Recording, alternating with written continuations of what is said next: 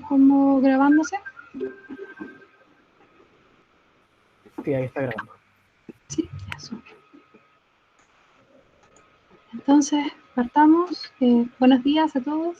Para los que no me conocen, mi nombre es Ignacio Santiago y el día de hoy con el doctor Valladares vamos a conversar un poco sobre hemorragia digestiva.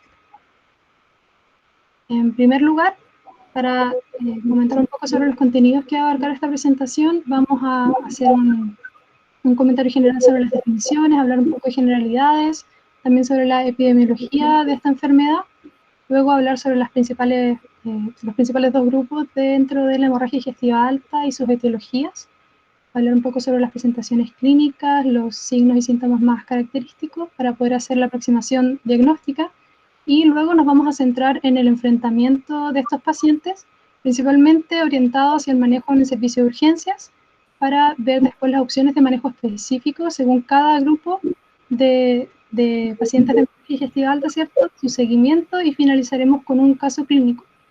Hay algunas pequeñas preguntas entre medio de la presentación, más que nada sobre manejo, para que estén atentos y puedan, ojalá, participar también.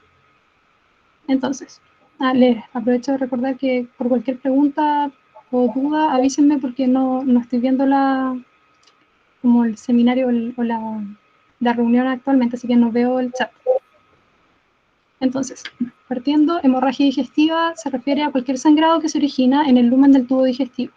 De manera clásica se divide en hemorragia digestiva alta, que abarca 2/3 de todos estos pacientes, y en hemorragia digestiva baja.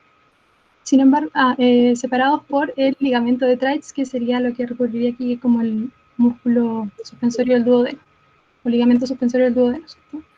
De todas formas, actualmente ha surgido un nuevo concepto que se refiere a hemorragia digestiva media, o este sangrado oculto, que habla sobre este segmento de intestino que abarca desde el duodeno distal hasta el ilion, donde que no podría ser fácilmente asequible mediante los métodos endoscópicos clásicos como la endoscopía alta o la colonoscopía. Esto, como les decía, surge luego de la aparición de nuevos métodos diagnósticos como las enteroscopías, ¿cierto?, que llegan más allá, y las cápsulas endoscópicas. Sin embargo, todavía seguimos usando más que nada la diferencia entre hemorragia digestiva alta y baja, porque poder encontrar un sangrado en estos otros lugares va a depender también de los recursos que tenga cada centro. Entonces, un poco sobre epidemiología. La incidencia internacional de esta patología fluctúa entre un 40 y 150 casos por cada 100.000 habitantes. Esta patología es 2 veces más frecuente en hombres que en mujeres, sin embargo, no existen cambios en cuanto a mortalidad por sexo. La mayoría de las hemorragias digestivas altas son autolimitadas, hasta un 80% de aquellas que son de origen no varicial, que vamos a ver en la siguiente diapositiva, que también son las más frecuentes, aproximadamente un 80% también. Es muy importante recalcar que la mortalidad de esta patología no es menor, puede variar entre un 6 y un 10%, siendo entre un 2 y un 10 en la de origen no varicial y hasta un 20% en las que son de origen varicial. Ahora, si vemos en el lado derecho de la diapositiva, hablando un poco sobre Chile, la verdad es que no hay datos formales reportados, pero en un estudio multicéntrico publicado por el Dr. Chendes en el año 95, que abarcó 9 centros, 9 hospitales, si no me equivoco, se había visto que la hemorragia digestiva alta comprendía hasta un 0,86% de los egresos hospitalarios. Luego, en la encuesta nacional de salud del 2009 y el 2010, se calculó una incidencia nacional de esta patología de aproximadamente un 8,9%, abarcando unos 3 meses de observación. Este año, aproximadamente en enero o en marzo, se publicó un nuevo estudio, que era un estudio retrospectivo del Hospital Clínico también, que veía pacientes entre el 2015 y el 2017, y podría ser interesante hacer la comparación de los datos entre estos años más como actuales y los datos que aparecían en este estudio del Dr. Chendes. Según estos datos, se vio que la mortalidad en el hospital, por ejemplo, había ido aumentando. En el año 95 y 2000 había sido un 5%, y actualmente, por este nuevo estudio, era un 6,8%. Cuando se había analizado este dato y se había buscado la razón de por qué había aumentado la mortalidad, se vio que la proporción de hemorragia digestiva alta de origen varicial había aumentado bastante. Y como vimos antes, aquí también en la diapositiva, parece que la hemorragia digestiva alta de origen varicial tiene mayor mortalidad. Así que ahí hay un pequeño dato que podría ser interesante. Ahora, cuando vemos la etiología, tenemos que separar, no sé si ustedes también ven esta parte del puntero, pero tenemos que separar la hemorragia digestiva alta en dos grandes grupos, ¿cierto? En aquella que es de origen no varicial, que va a ser el 80% de estos casos, y en la que es por origen varicial o por hipertensión portal. La principal causa entonces de la hemorragia digestiva alta en macro va a ser la úlcera péptica, porque es la principal causa de hemorragia no varicial, y que abarca un 30 o un 40% más o menos.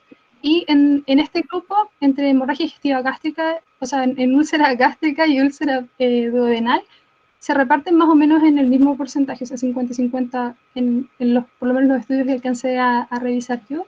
Y en cuanto a la hemorragia digestiva de origen varicial, más del 90% se deben a varices gastroesofágicas. Es importante tener en cuenta esta patología porque entre un 25 y un 40% de los pacientes con cirrosis pueden tener hemorragia digestiva alta de origen varicial, y esta es una de las complicaciones más graves y con mayor mortalidad entonces de los pacientes con daño hepático crónico. También es importante decir que hasta en un 15% de estos pacientes no logramos precisar el origen del sangrado, que podría estar relacionado, ¿cierto?, con lo que habíamos dicho antes de la hemorragia digestiva de origen medio o esta hemorragia en este sector como oscuro. También quería destacar que la hemorragia digestiva alta de origen no varicial, principalmente por úlcera péptica, ha ido disminuyendo en estos últimos 20 años, si bien ahora está más estable, y esto se debe básicamente al tratamiento de la infección por Helicobacter pylori y al mayor uso de inhibidores de la bomba de Proton. Ahora, cuando analizamos los factores de riesgo para estos dos grandes grupos, tenemos que considerar que tanto para la hemorragia digestiva alta no varicial como para la varicial, lo más importante va a ser el antecedente de sangrado previo. De hecho, en aquellos pacientes que se presentan con un segundo o tercer episodio de sangrado, al momento de realizar la endoscopía o al momento de hacer el tratamiento, se ha visto que hasta un 60% de ellos están sangrando del mismo lugar en el que tenían la primera lesión. Así que es súper importante el antecedente de que el paciente haya tenido un sangrado antes.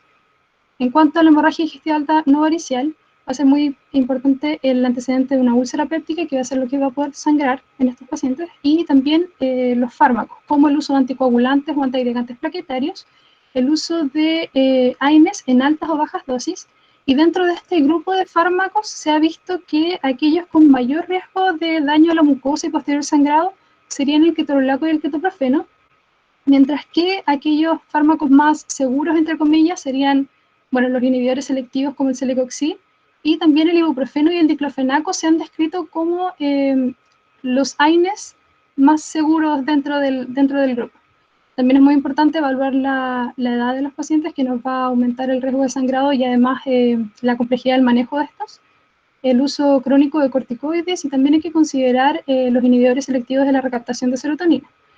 Ahora, cuando vamos a los factores de riesgo de la hemorragia digestiva alta de origen varicial, como les había dicho, lo más importante es el antecedente de un sangrado previo, y los siguientes tres criterios que pueden ver acá son 3 puntos a los que se llegó en el consenso de Baveno, que habla sobre varices de alto riesgo de sangrado. Por ejemplo, las varices que sean grandes, o sea, con un diámetro mayor a 5 milímetros, también a los pacientes que vayan aumentando su disfunción hepática, que lo vamos a medir según el score de Child-Pugh, que recordemos que incluye bilirrubina, ascitis, el tiempo de protombina, la presencia de encefalopatía y la albuminemia. Y en un paciente, por ejemplo, que tenga una disfunción hepática inicial, en un Child A, vamos a ver que hay hasta un 40% de probabilidades de que tenga varices esofágicas. Sin embargo, cuando esta disfunción hepática va avanzando y tenemos un Child C, por ejemplo, este riesgo, esta probabilidad llega hasta un 85%. Otro punto, visto en el consenso de Baveno, son los signos rojos en las varices. Y esto es un hallazgo endoscópico, donde se ve la erosión de la mucosa y un coágulo reciente que nos indicaría también un sangrado hace poco tiempo, y como habíamos dicho, el sangrado previo aumenta mucho el riesgo de un nuevo sangrado. También es importante hablar sobre la hipertensión portal, que, bueno, yo no voy a hablar mucho de la fisiopatología en esta presentación por temas de tiempo, pero se ha visto que desde una presión de 8 o 10 ya se empiezan a generar las varices, y sobre 12 el riesgo de ruptura de estas varices aumenta mucho. Y en algunos estudios se ha dicho que se necesita una presión mayor a 12 para que exista la ruptura de estas varices. Esto entonces está visto con una gradiente de presión de la vena hepática, que es la medición indirecta que se utiliza para hablar sobre hipertensión portal. Esto es sumamente relevante porque podemos incidir en ello mediante la prevención secundaria y así poder reducir el riesgo de sangrado de estos pacientes hasta un nivel casi nulo, si podemos disminuirlo de este valor de 12. No sé si alguien iba a decir algo. ¿El tabaco no tiene un rol como factor de riesgo en la hemorragia no varicial? Lo leí, pero no salía como dentro de los factores de riesgo principales, por eso no los dejé aquí. Lo vi más que nada también en la no varicial. Por eso en la no varicial, ya, vale. Sí, hay una tabla un poco más larga en el manual de la Chile, pero aquí dejé los principales como para poder ir orientando. Vale. ¿Sí? Ya. Sigo entonces. Entonces, cuando hablamos sobre el cuadro clínico, la verdad es que es harta información, pero lo más importante es tener claro que estos pacientes están dentro de un espectro de presentaciones clínicas bastante amplio. Tenemos desde los pacientes totalmente asintomáticos, donde vamos a encontrar este sangrado por un screening, por ejemplo, con un test de hemorragia oculta en deposiciones, versus el otro extremo, que sería el paciente que llega en urgencia, está sangrando y que llega en un choque hipovolémico. Y obviamente, entre estos dos tenemos un montón de otras presentaciones intermedias. Entonces, es muy importante siempre tener la sospecha y considerar que un paciente con hemorragia digestiva alta puede estar en cualquiera de estos casos. Lo más importante entonces va a ser ver si tenemos un paciente estable o inestable y tratar siempre de cuantificar el volumen de sangrado, el volumen de pérdida que tiene este paciente. Cuando vemos los síntomas y signos más frecuentes dentro de este cuadro, lo más frecuente va a ser la melena, que es este sangrado de coloración muy oscura como alquitrán y olor característico, que se debe a la sangre en el tracto digestivo que ha sido ya digerida o procesada por todo este recorrido. También la hematemesis, que son los vómitos con sangre, y estos pueden ser rojos bastante brillantes o ya con coloración más como los granos de café. Esto siempre debemos considerar que podría ser confundido con hemoptisis, que sería la tos cierto con sangre, o epistaxis, el sangrado desde la cavidad nasal, y que tal vez algunos pacientes puedan haberlo deglutido y eso confundirse con hematemesis. Y bueno, otro de los signos que podrían ser importantes, aunque no son tan frecuentes, es la hematoquesia, que está aproximadamente entre un 11 y un 15 a 17% de los pacientes. Y es importante de todas formas considerarlo porque la sangre tiene un efecto prokinético dentro del tracto gastrointestinal, por lo tanto, aunque veamos hematoquesia, esta no necesariamente se va a deber a una hemorragia baja, sino que podría ser una hemorragia digestiva alta, pero que el tránsito está acelerado. También es muy importante ir evaluando los antecedentes del paciente. Ya lo dije antes y lo repito, lo más importante es el antecedente de un sangrado previo. También tenemos que ir buscando las comorbilidades, como el daño hepático crónico, la infección por Helicobacter pylori y el uso de algunos fármacos que, como habíamos visto antes, puedan aumentar el riesgo de sangrado, y además ir descartando algunos factores que nos puedan confundir, como por ejemplo que el paciente esté con suplementación con hierro o que esté tomando bismuto y que por lo tanto podamos tener alguna coloración de las deposiciones distinta o más oscura. También es importante evaluar los hábitos siempre, y si durante el examen físico, si tengo un paciente inestable, claramente voy a ir primero al ABCDE, y cuando ya lo tengo estable, es muy importante realizar un examen físico completo y detallado, buscar, por ejemplo, signos o estigmas de daño hepático crónico, algunos otros signos como sensibilidad a nivel epigástrico, que podría estar indicando una posible gastritis o úlcera péptica, si bien no es tan preciso, y siempre realizar un tacto rectal para poder confirmar o descartar la presencia de melena. Me había faltado decir también que, bueno, siempre vamos a tener que estar buscando síntomas acompañantes que nos orienten un poco hacia cuál es la etiología que vamos a estar considerando en el paciente que se presenta con algún sangrado.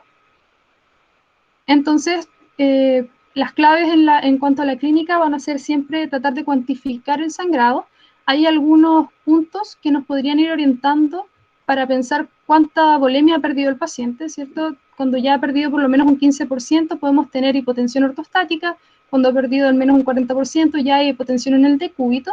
Sin embargo, es importante que siempre consideremos que esto no es totalmente exacto, porque gran parte de los pacientes a los que nos vemos enfrentados ya están con alguna alteración o adaptación a la hipovolemia, por ejemplo, los pacientes que están consumiendo diuréticos. Entonces, si bien no es tan exacto, de todas formas nos puede ir ayudando a ir cuantificando el sangrado.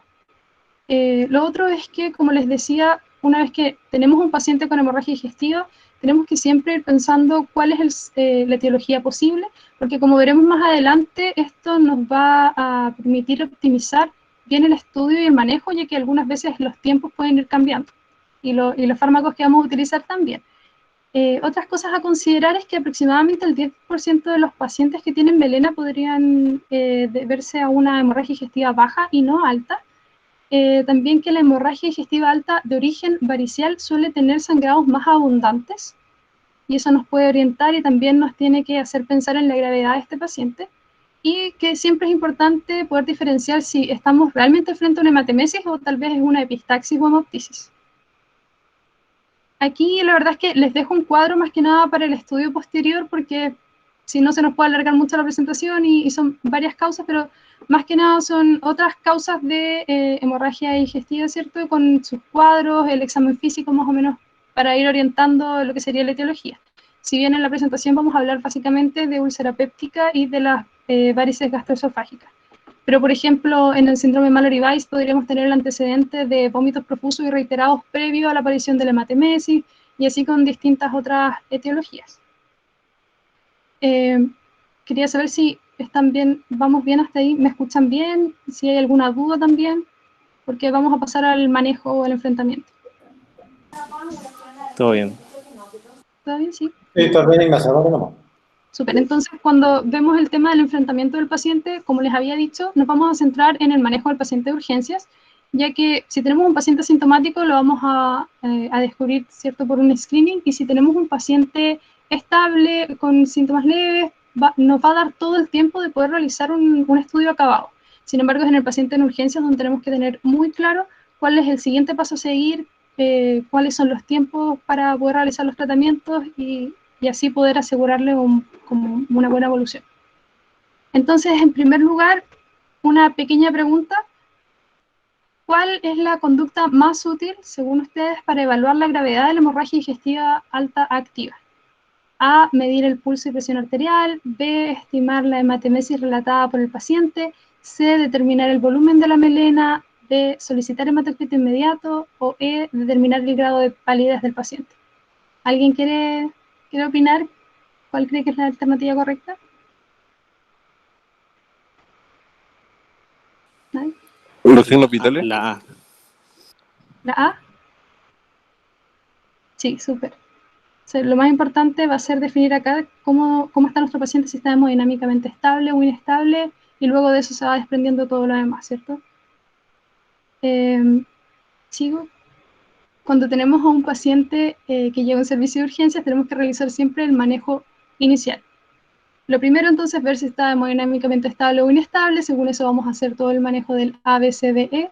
Hay que asegurar 2 vías venosas, monitorizar, o si en el lugar donde estemos no tuviésemos un monitor, habría que controlar signos vitales, ¿cierto?, frecuentemente. Este paciente debe quedar en un régimen cero porque vamos a realizar intervenciones posteriores, y debemos reponer el volumen. El tratamiento de elección es la reposición con hemoderivados en esta proporción 1:1:1, ¿cierto? Igual cantidad de glóbulos rojos que de plaquetas y de plasma. Pero normalmente la llegada de los hemoderivados puede demorar un tiempo, por lo tanto, se puede administrar cristaloides como terapia puente, pero deben ser con volúmenes moderados, según las indicaciones, no más de 500 cc o 1 litro o 1000 cc, porque en pacientes, por ejemplo, cardiópatas frágiles o con daño hepático crónico, podríamos llegar a descompensarlos más todavía. Así que hay que tener eso en consideración. Lo otro es la instalación de una sonda nasogástrica. Es para, lo coloqué aquí porque la verdad es que es un tema controversial y lo veremos en unas diapos posteriores, pero siempre se puede considerar su necesidad. Otra cosa importante es evaluar si el paciente tal vez tiene alguna alteración de la coagulación por estar usando, por ejemplo, anticoagulantes orales y si es que es necesario corregirlo. Cuando hay un sangrado leve, la verdad es que con la suspensión del medicamento es suficiente, pero dependiendo de la gravedad del cuadro, puede ser que necesitemos, por ejemplo, administrar vitamina K o alguna otra cosa. Lo otro está solamente nombrado acá porque después lo vamos a detallar, pero es importante ir pensando, una vez que tengo el paciente más estable, cuáles van a ser los tratamientos preendoscópicos que voy a necesitar. Por ejemplo, los inhibidores de la bomba de protones, y si, por ejemplo, el paciente yo sospecho que tiene una hipertensión portal, que el origen puede ser varicial, debo pensar en los antibióticos profilácticos por el riesgo de translocación bacteriana y además en administrar los vasoconstrictores esplácnicos. De manera paralela a este manejo inicial, debo realizar algunos exámenes de laboratorio básicos y en este caso es importante poder pedir un hemograma o al menos una hemoglobina con un recuento plaquetario, el grupo sanguíneo ABO-RH, las pruebas de coagulación, la función renal para poder evaluar el daño de los órganos blancos, ¿cierto? Pedir un perfil bioquímico y un perfil hepático, considerando que está la opción de que las causas sean varices, que sean daño hepático crónico. Es importante igual recalcar acá que el hematocrito no es confiable al valorar la magnitud de un sangrado porque suele alterarse en un tiempo ya más posterior. Y de hecho, un paciente que tenga un sangrado abundante podríamos ver un hematocrito falsamente normal porque el paciente va a estar hemoconcentrado. Otra cosa es que dentro de las indicaciones de transfusión está definido que todo paciente hemodinámicamente inestable que esté con algún sangrado activo debe ser transfundido, y posteriormente, cuando ya tenemos al paciente hemodinámicamente estable, se han realizado distintos estudios para poder ver qué beneficiaba más a estos pacientes, qué disminuía su mortalidad, si un tratamiento con transfusiones más liberales o más restrictivo, y la verdad es que el límite más restrictivo es lo que ayuda a disminuir más la mortalidad. Este límite restrictivo se refiere a mantener una hemoglobina mayor o igual a 7, y en algunos pacientes que son más frágiles, como cardiópatas, adultos mayores y algunos pacientes con daño hepático crónico más severo, podríamos considerar un límite de hemoglobina mayor o igual a 8. Entonces, aquí otra pregunta para que vayamos viendo el tema del manejo inicial. Tiene un paciente masculino de 46 años de edad que acude al servicio de urgencias por una lipotimia posterior a hematemesis y melena de aproximadamente 800 ml. Al examen físico, usted lo encuentra taquicárdico, pálido, hipotenso, con sudoración profusa y además tiene el dato de una hemoglobina de 8. ¿Cuál sería su indicación inmediata más adecuada? ¿Alguien ahí quiere comentar?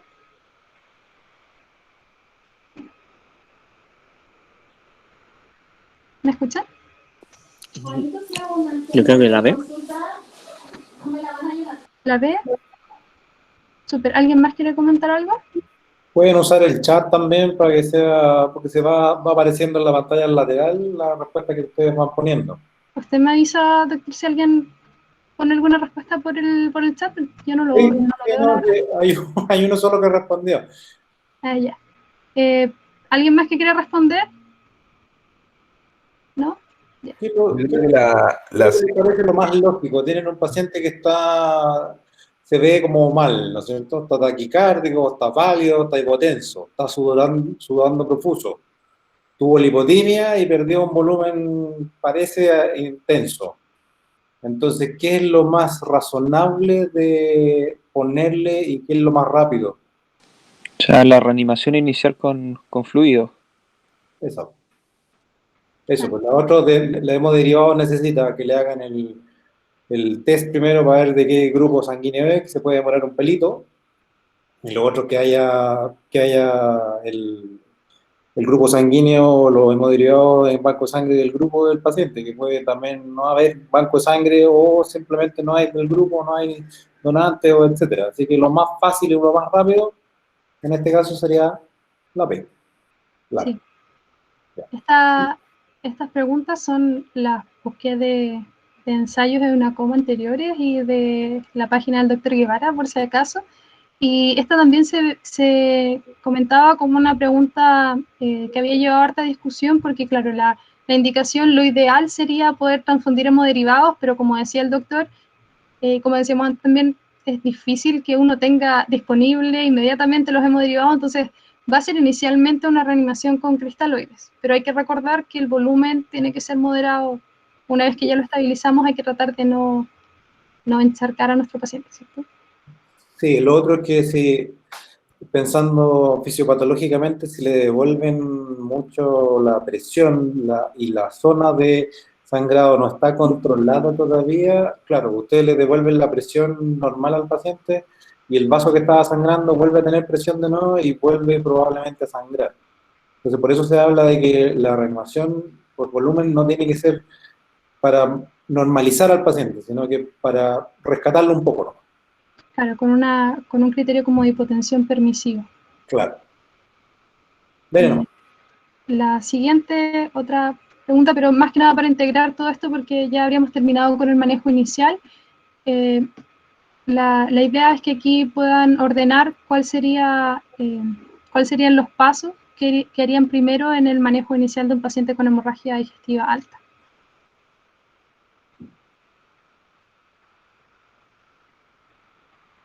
No sé si alguien ahí quiere aventurarse a responder. ¿Cuál sería el primer paso? Lo primero es que esté hemodinámicamente estable, ver si está o no inestable y entonces ahí definir la primera conducta. Claro. Entonces, la primera la D y después veríamos...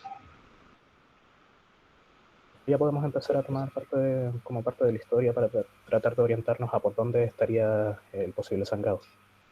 Super. Entonces, según eso, ver cuál sería la causa probable del sangrado y luego realizar los estudios de imagen, ¿cierto? No sé si hasta ahora tienen alguna duda o estamos bien ahí. ¿Sigo, doctor? sí, dale nomás, sí, está muy bien.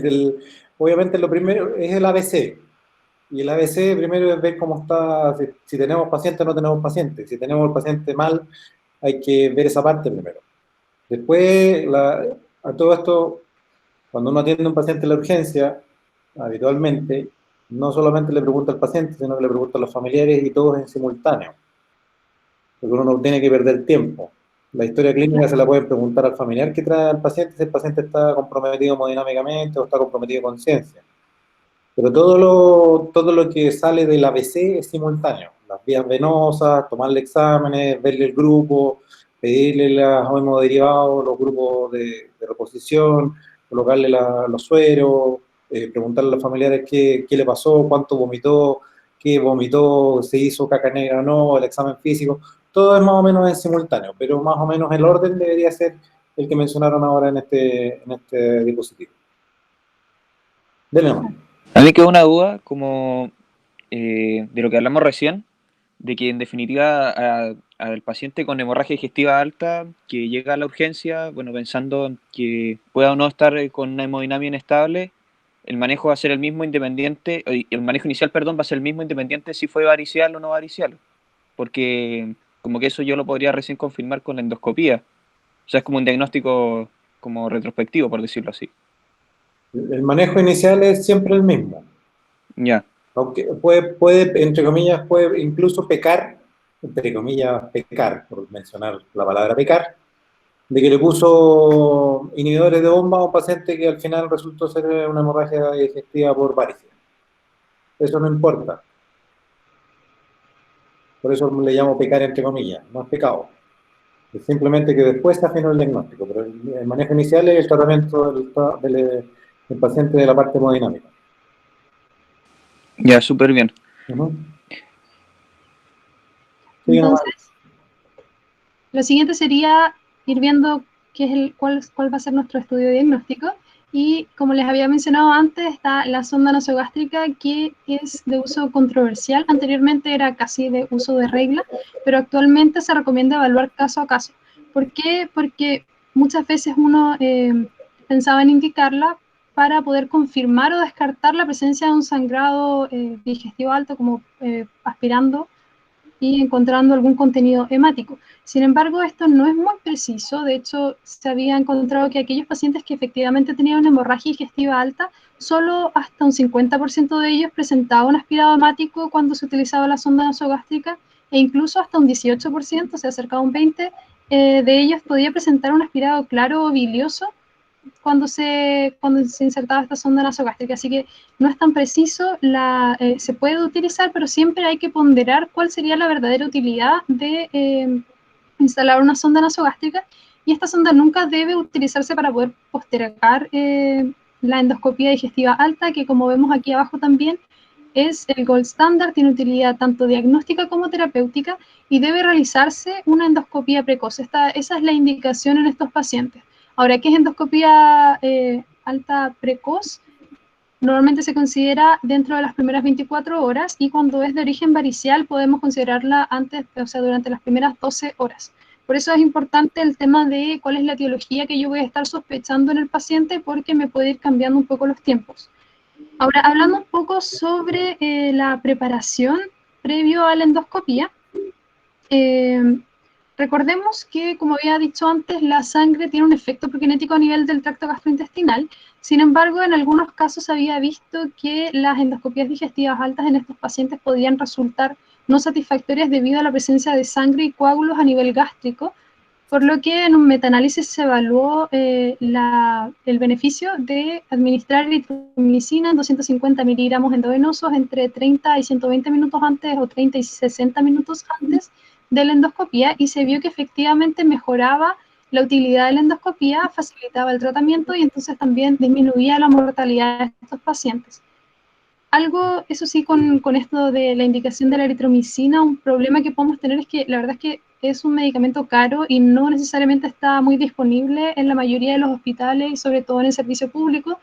Por lo tanto, si estuviese sería ideal utilizarla, pero no siempre la vamos a tener.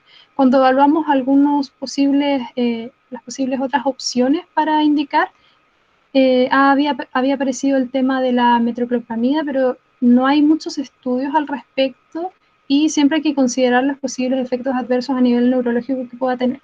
Por lo tanto, no está indicada como opción a la eritromicina porque no hay estudios suficientes.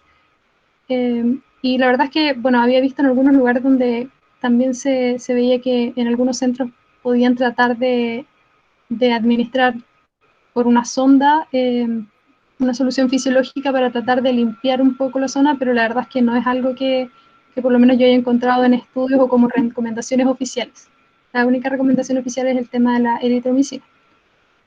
Y ahora, en cuanto a los exámenes como secundarios, está también, o los que no son de primera indicación, que sería la endoscopía, está el angiotac, que tiene una buena... ¿Alguien iba a preguntar algo? ¿Escuché algo, no? ¿Sí? Está el angiotac, que tiene una buena especificidad, sin embargo la sensibilidad no es tan buena. Necesita un flujo por lo menos de 0,3 ml minuto para poder identificar el lugar del sangrado, y si es que no tenemos un sangrado agudo o constante, esta sensibilidad puede disminuir hasta en un 40%. Dentro de la angiografía por cateterización también es un examen que tiene utilidad diagnóstica y terapéutica, pero de nuevo requiere un flujo mínimo para poder identificar el sitio del sangrado, y gracias a la presencia del angiotac, que es menos invasivo, ha sido dejado un poco de lado. ¿Cuándo sí podría tener algún beneficio? Cuando queremos tratar alguna malformación vascular, como una lesión de la foie, o cuando vamos a hacer una embolización. O también como se utiliza como medida de tratamiento por radiología intervencional, tratando de no llegar a un manejo quirúrgico. También está la cápsula endoscópica como uno de los métodos diagnósticos más nuevos que han surgido, que permite una visualización de las zonas, justamente de estas como zona oscura que no estaría incluida en los métodos endoscópicos clásicos. Es una cápsula que el paciente ingiere y permite una visualización de 180 grados que va tomando fotos, ¿cierto?, a través de todo el tránsito, pero tiene alto costo, de nuevo baja disponibilidad, así que no es muy utilizado, y solamente se piensa cuando ya no encontramos algún sitio de sangrado por una endoscopía o por una colonoscopía, pero de nuevo no está muy disponible para la utilización.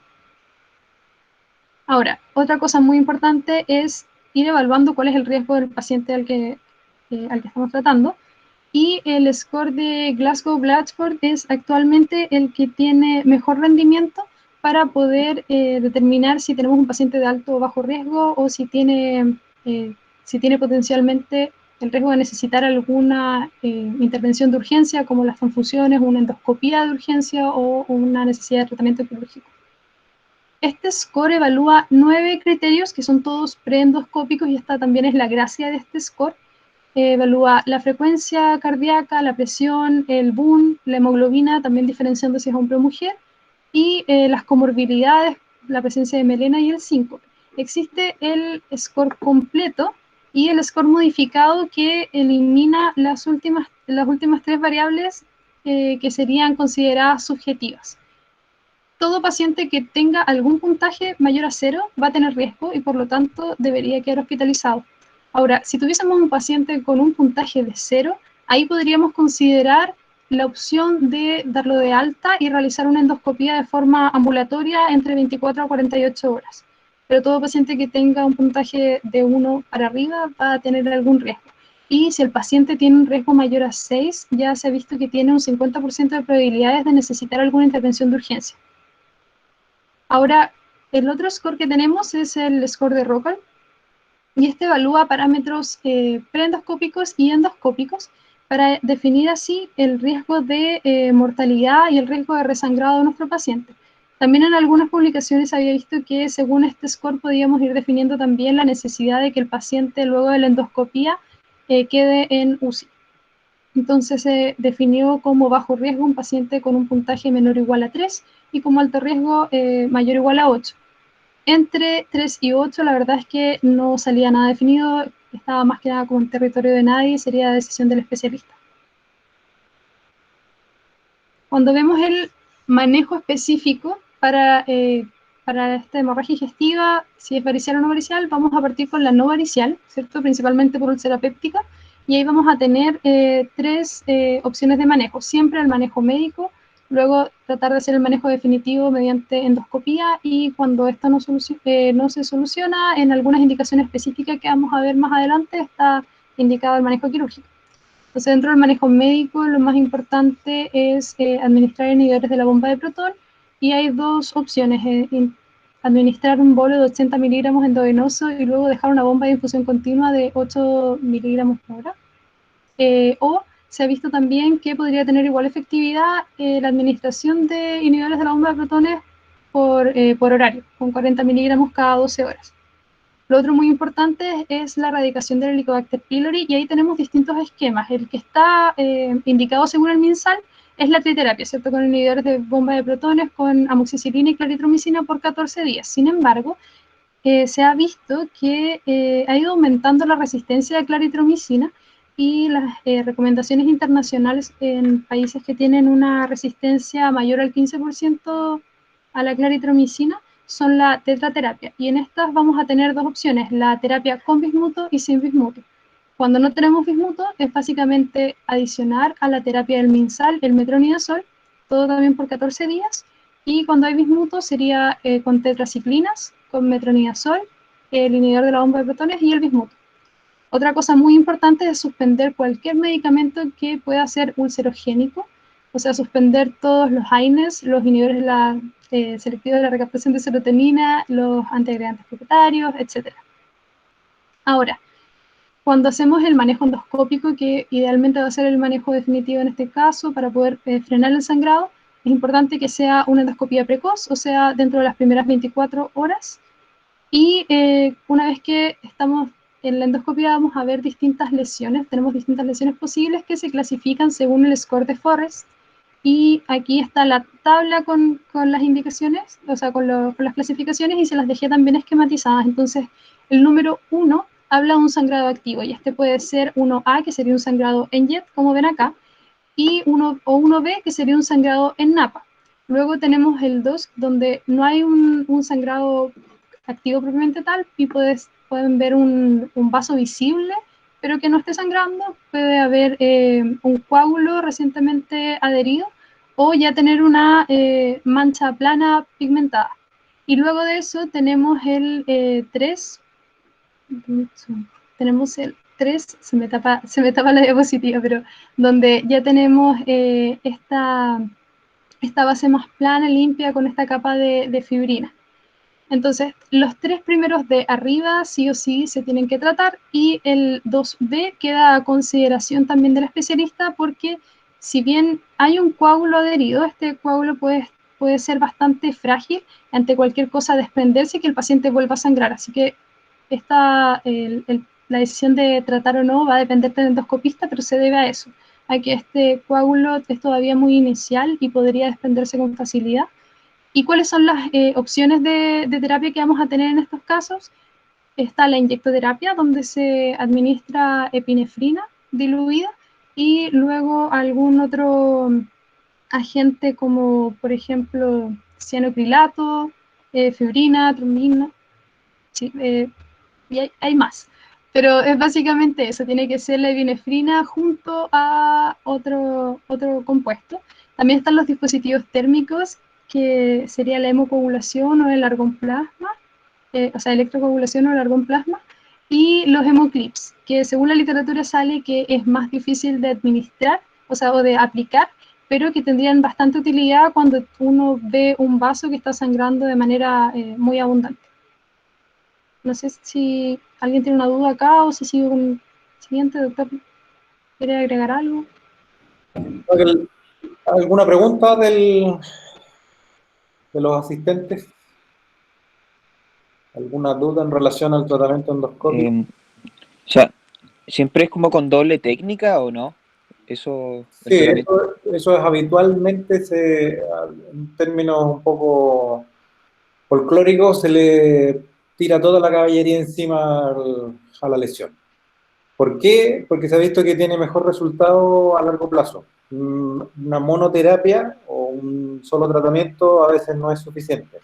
En todo caso, contarles un poquito que en relación a la inyectoterapia, que es con una solución de adrenalina al 1 al 20.000, claro, uno hace como está pensando que la adrenalina va a producir una vasoconstricción y tiene un efecto farmacológico, pero en realidad lo que uno hace es inyectar una solución fisiológica en la submucosa, o sea, produce un edema de la submucosa al lado de donde está el vaso sangrante. Y lo que produce también es mecánicamente aplasta ese vaso un poco y le da tiempo a la coagulación propia del paciente de que haga su pega, que las plaquetas hagan su trabajo. No solamente la parte farmacológica, si no tienen adrenalina, le inyectan igual solución fisiológica y aplastan un poco el vaso. También se pueden usar los dispositivos térmicos como el argonplasma o un electrocoagulador. De los típicos de pabellón también se puede conectar a una asa metálica endoscópica. Y lo otro también, obviamente, son los endoclips. En los endoclips, si uno tiene el vaso en buena posición y lo está viendo, uno le puede tirar el endoclip. El endoclip, la otra gracia que tiene es que son metálicos y tienen cuando se desprenden de su dispositivo de instalación, dejan una parte metálica, entonces uno también puede tocar eventualmente ese clip y también hacer una electrocoagulación de lo que está clipado. Eso como para asegurarse. Lo de la electrocoagulación yo no lo ocupo demasiado porque a veces como que resulta medio contraproducente porque uno le aplica electricidad y como que sangra más, y como que sangra más profundo. Entonces prefiero, si es que voy a usar un método, usar la inyectoterapia y el endoclip si tengo buena posición en la lesión. Y ahí como tercera etapa, eventualmente si no resulta era eso, le aplico alguna cosa de electrocoagulación. Ya. Y lo otro, que cuando dijimos al principio de que de las no variciales, lo más probable es que en hasta el 80% de estas no resangren.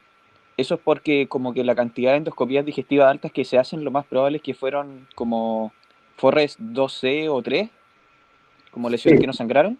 Sí, habitualmente los pacientes que llegan a la urgencia llegan con compromiso hemodinámico, llegan con melena habitualmente.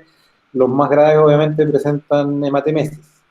Pero los que presentan melena y les cuentan una historia de que hace 2 o 3 días están haciendo melena, que la última deposición no estaba tan negra, lo más probable es que se vayan a tomar con una lesión de tipo Forrest de 2B en adelante. O sea que no hay que hacerles mucho. Habitualmente uno se topa con una 2C o una 3 en definitiva. Entonces, pero no hay que fiarse de eso. Claro, el 80% les va a ir bien, pero el 20% Si ustedes dicen, no, la mayoría no le va a pasar nada, no. Ese hay que ir a ver y verificar que no sea del 20%. De todas formas, agregar una cosa, lo de que el 80% paraba de sangrar es en el episodio agudo, pero de todas formas van a quedar con el riesgo de presentar algún nuevo sangrado. Sí, claro, a Es un porcentaje distinto. sí, pues cualquier paciente que tenga historia de hemorragia digestiva, hay que ir a mirarlo y confirmar qué es lo que tiene. A todos. Es que el episodio de sangrado en el 80% es autolimitado, pero no que tengan, que no vuelvan a sangrar. Claro, sí, lo que pasa es que también, lamentablemente, estamos en Chile, y en cualquier parte del mundo que tenga recursos limitados, no hay magia aquí. Los pacientes, por ejemplo, acá en el hospital, todos se les indica la hospitalización, si tienen la parte presupuestaria adecuada, se pueden hospitalizar y se pueden evaluar después, o en la mañana siguiente, o en el turno de llamada, como me ha tocado ahora la semana que pasó, que estuvo negra, y lo vemos y lo evaluamos y lo tratamos. Pero en el San José, que siempre, por ejemplo, que es el hospital que tenemos más cerca, a los pacientes los dejan sentados en una silla. Con suerte le hacen la endoscopía, si es que a los 2, 3, 4 días, lo dejan con el suerito colgando ahí, o eventualmente el omeprazol, y no es mucho más lo que pueden hacer. Pero la idea es de que todos los pacientes que presentan hemorragia digestiva, la indicación es, uno, o tratarlos dependiendo del estado hemodinámico que traigan. Segundo, hospitalizarlos sí o sí, y evaluarlos endoscópicamente sí o sí. Eso como a grandes rasgos. Y ese paciente que dijo, por ejemplo, que llega como con presiones un poco medio taquicárdico, bueno, con sospecha de hemorragia digestiva alto, por supuesto, y con presiones medias como límites tendientes a la baja, antes de la reanimación con fluidos tendríamos que intubarlo. No necesariamente, depende de cómo es. A ver, los pacientes que se intuban habitualmente, que presentan hemorragia digestiva, son los que están con hematemesis muy abundante, o que presentan al momento de tu evaluación en el box de urgencia compromiso de conciencia. Cualquiera de esos dos puede tener qué cosa, o le puede pasar qué cosa. Podría aspirar. Pueden aspirar. Es eso lo que hay que evitar. Y para eso se asegura uno la vía aérea, y por eso se intuban. Los pacientes que están conscientes, lúcidos, orientados y que tienen su reflejo de inclusión conservado, no es necesario eventualmente intubarlos, excepto de que haya presentado una hematemesis, el compromiso hemodinámico es de moderado a severo, y que ese paciente tú sabes que lo vas a tener que hacerle la endoscopía, pero tú sabes que te vas a encontrar con un estómago lleno de sangre en este caso. Entonces, ese paciente normalmente se hace en pabellón. O normalmente se hace en una unidad de intermedio. Pero si está con hematemesis, hay que intubarlo. Sí o sí. ¿Ya? Super. ¿Sigo entonces? Siga nomás, doctora. Okay. Entonces, en cuanto al manejo quirúrgico, la verdad es que es un porcentaje menor el que va a llegar a necesitarlo, y hay ciertas indicaciones que están aquí explícitas en la tabla, ¿cierto? El paciente que tenga una inestabilidad hemodinámica a pesar de ya haber realizado una reanimación vigorosa, está descrito como mayor a 6 transfusiones, o sea, unidades. También la imposibilidad de detener la hemorragia con las técnicas endoscópicas. Voy a retroceder un poco y, bueno, la verdad es que durante una clase de cirugía online había estado hablando el doctor Chendes que normalmente la indicación era como cuando uno tenía un sangrado antiguo, 1A, 1B, y luego de 2 intentos como de terapia endoscópica ya no se lograba detener el sangrado, ahí ya había que considerar entonces la opción de un manejo quirúrgico o mediante radiología intervencional. Y también las otras indicaciones sería que el paciente vuelva a sangrar hasta 2 veces después de, hasta en 2 ocasiones más allá del primer episodio, y también habría que considerar un manejo quirúrgico porque el endoscópico no estaría resultando como opción definitiva. También un paciente que tenga hemorragia recurrente asociada a un shock, o en un paciente que tenga una hemorragia más lenta y continua y que esté ya necesitando una transfusión mayor a 3 unidades por día. Entonces, como les decía, el porcentaje de pacientes que requiere un manejo quirúrgico es menor. En algunos estudios o en algunas publicaciones chilenas hablaban de menos del 10%, en publicaciones internacionales se dice que es entre un 1 y un 3%. Es bastante bajo el porcentaje. Sin embargo, hay que saber que como estos pacientes van a estar inestables, van a haber tenido un cuadro de mayor gravedad, la mortalidad es 3 veces mayor a aquellos pacientes que logran controlar el cuadro con el manejo endoscópico. Y por esto también, y debido a que habría que someter a un paciente bastante grave e inestable a un manejo quirúrgico, se puede intentar considerar la opción de radiología intervencional, que es también donde entraría a jugar algún rol también la angiografía por caracterización. Entonces, ahora hablando del tratamiento en la hemorragia digestiva alta por varices, tenemos las opciones básicamente de manejo médico con manejo endoscópico. Y en el manejo médico es importante utilizar los vasoconstrictores esplácnicos como el octreotide, que es un análogo de la somatostatina, o la terlipresina, que es un análogo de la vasopresina. Dentro de lo que busqué, logré encontrar que se supone que está más disponible el octreotide que la terlipresina, y bueno, estos medicamentos generan entonces una vasoconstricción a nivel del territorio esplácnico, lo que disminuiría también la presión de la presión venosa o la hipertensión portal, ¿verdad? Y disminuiría entonces el sangrado de estas varices. En estudios se ha visto que la efectividad de este tratamiento en el agudo es igual incluso que el manejo endoscópico. ¿Cuál es el problema de esto versus el manejo endoscópico? Que yo puedo tener muy bien a un paciente durante los primeros días cuando lo tengo hospitalizado y está con este medicamento, ¿cierto? Pero luego se lo tengo que suspender y al paciente no le resolví de manera como definitiva este problema, por lo tanto va a volver a sangrar. Y recordemos, ¿cierto?, que las hemorragias por varices tienen una mortalidad considerable, hasta un 20%, y son cuadros bastante complejos de manejar. Así que, a pesar de que tengamos estos vasoconstrictores esplácnicos, siempre tenemos que realizar la endoscopía y para poder dar una resolución como real a las varices. Y también es muy importante considerar los antibióticos profilácticos porque, como les había dicho, está el riesgo de traslocación bacteriana y se utiliza ceftriaxona 2 gramos día por 7 días. En caso de que el tratamiento médico y endoscópico fallara, podemos considerar el uso del TIPS o DIPS. Y el TIPS es la derivación portosistémica transyugular y el DIPS es la derivación portocava directa. Y entre estos dos se ha visto que el DIPS presenta mejores resultados en el cuadro agudo de hemorragia varicial. Ahora, cuando vemos el manejo endoscópico en estos pacientes también, recordar una endoscopía precoz. En estos casos se describe una endoscopía entre las primeras 12 horas idealmente. Sin embargo, esta no debe ser antes de las 6 horas. Se ha visto en distintas revisiones que la mortalidad de los pacientes que se sometían a una endoscopía antes de 6 horas aumentaba. Y la razón de esto es que esos pacientes no habían logrado una reanimación o una estabilización suficiente para que en el momento en que se le realizara la endoscopía estuviesen lo más en su mejor condición o bien estables para poder resistir el procedimiento. Así que dentro de las primeras 12 horas, pero no antes de 6 horas, es cuando hay que realizar la endoscopía. ¿Y cómo se realiza? Bueno, hay dos opciones, la ligadura, que es el tratamiento de elección, y luego también está la escleroterapia. En esta imagen pueden ver cómo en el endoscopio se ingresa con estas ligas ya ensambladas, ¿cierto?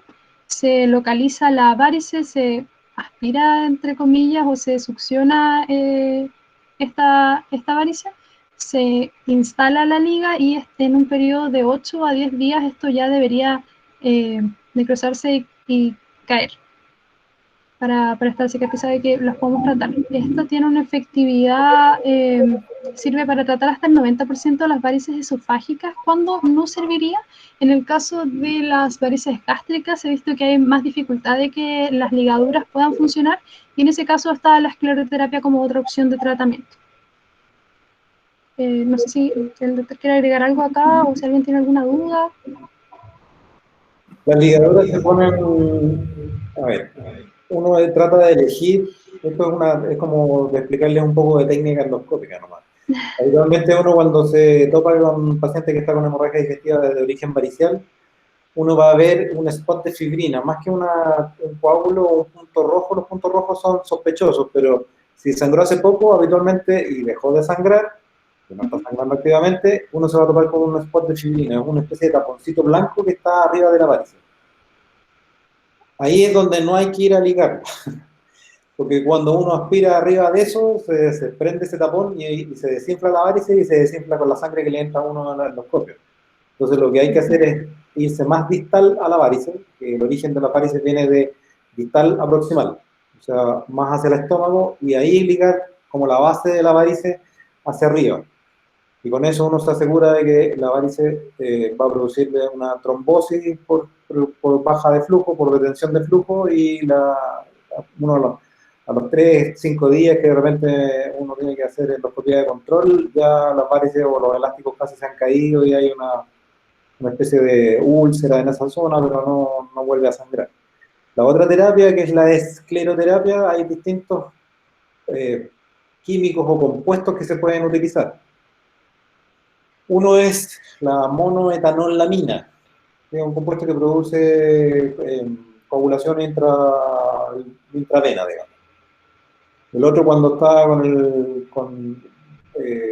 cuando se puede usar en las varices gástricas y en las varices esofágicas, cuando no ha resultado lo otro, hay recidiva, o lo han ligado tantas veces. A ver, ligar el esófago muchas veces produce como un lifting. El lifting, cuando uno queda todo estirado, es como tratar de pellizcar un vidrio después. No está tan estirado, entre comillas, la mucosa del esófago que uno no la puede aspirar. Entonces, el tratamiento ahí es con inyectoterapia. Y la escleroterapia o la monoetanollamina. El cianobilato. El cianobilato, entonces lo conocen como la gotita. Uno inyecta pegamento adentro de la vena. El problema que tiene eso, o problema no, pero la complicación que puede tener eso es que uno de repente, ese pegamento que se cristaliza dentro de la vena a veces puede parar en el pulmón. Hay en algunos casos que se pretende o se prefiere instalar una especie de filtro de vena cava para prevenir esa complicación. Y lo otro es que las venas, las gástricas, las de fondo gástrico, el tratamiento es con cianocrilato. Uno las liga muy rara vez porque habitualmente son demasiado grandes como para hacer el tratamiento con ligador. Eso. Doctor, yo tenía un par de preguntitas con respecto al manejo médico de la hemorragia digestiva alta de origen varicial. Primero, si es que el propanolol tenía algún rol en el manejo agudo.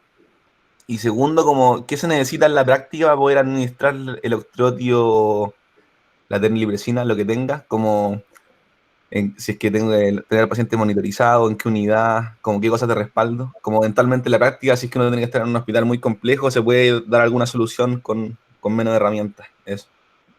O sea, habitualmente, a ver, al paciente que le está indicando octreotio, está más o menos seguro de que está con un problema de varices, o por lo menos que el paciente está con un trastorno médico previo en la historia de que muy probablemente estamos pensando que está sangrando de alguna varice o de su disfunción hepática o de insuficiencia hepática. El propanolol es para el tratamiento crónico un poco de la hipertensión, no sirve para el tratamiento agudo de un sangramiento agudo de una varice.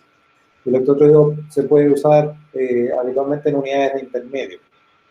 Pero como te digo, si no tienes otra opción y el tratamiento médico es lo único que puedes aportar en el momento que tengas que atender al paciente, estés donde esté, lo tienes que tener monitorizado nomás y con la dosis que recomienda la medicina, entre comillas, del medicamento. Hasta que te puedan hacer el tratamiento endoscópico. ¿Ya?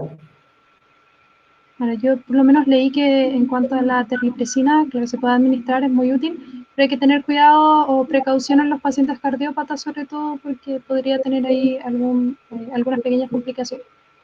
Y el propanolol lo usamos en la prevención secundaria que sale más adelante. Entonces, En cuanto al manejo de salvataje, ¿qué hacemos si no tenemos una endoscopía en este momento o si tenemos un paciente que sigue sangrando profusamente y no logramos contenerlo? Existen algunas medidas que nos van a servir como terapia puente mientras logramos trasladar al paciente a un lugar donde le puedan realizar la endoscopía y el tratamiento definitivo.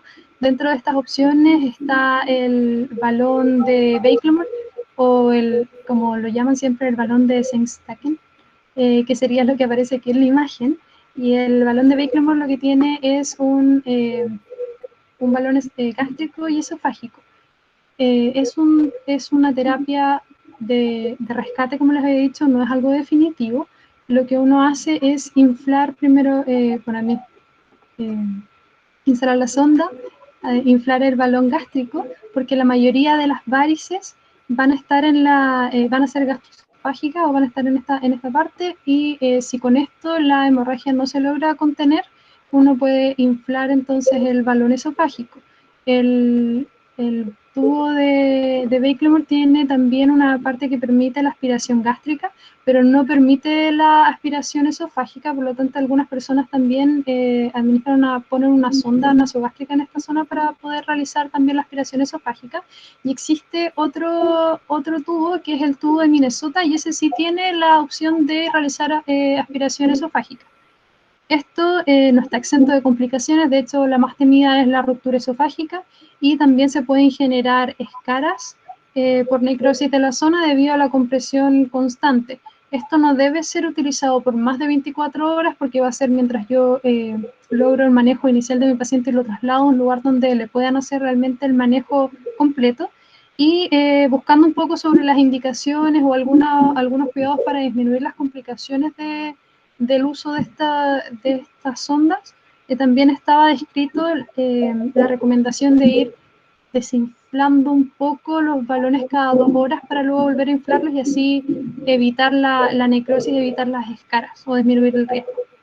Existen otras prótesis que han sido más nuevas y que, bueno, no encontré el nombre exacto, pero que al parecer eran más rígidas o más como una prótesis metálica que se podía instalar acá y que permitía que estuviese por más días, tenía menos complicaciones, pero estaba muy poco disponible, era más cara, etcétera. Entonces lo más seguro es que si encontramos algo como manejo de salvataje, sea el balón de Sengstaken Bakelomer. Así que es importante como manejo de salvataje y recordar que no es el manejo definitivo, es solamente mientras lo logramos trasladar a un lugar de mayor complejidad. En todo caso, no sé si muchos han tenido la oportunidad de conocer el balón de Sengstaken. Se parece mucho a una sonda Foley gruesa, Claro. más un balón que se infla en la parte del esófago, ¿no? El balón distal se parece al de los Foley y la otra es más largo, así como sale en el dibujo.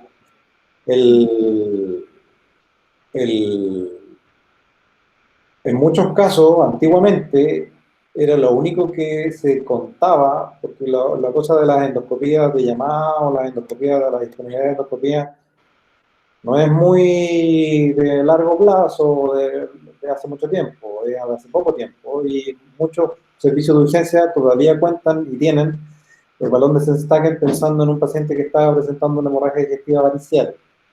Y es lo único que les va a permitir eventualmente en un hospital chico o de región eventual salvar a un paciente que está con una hemorragia digestiva de ese tipo.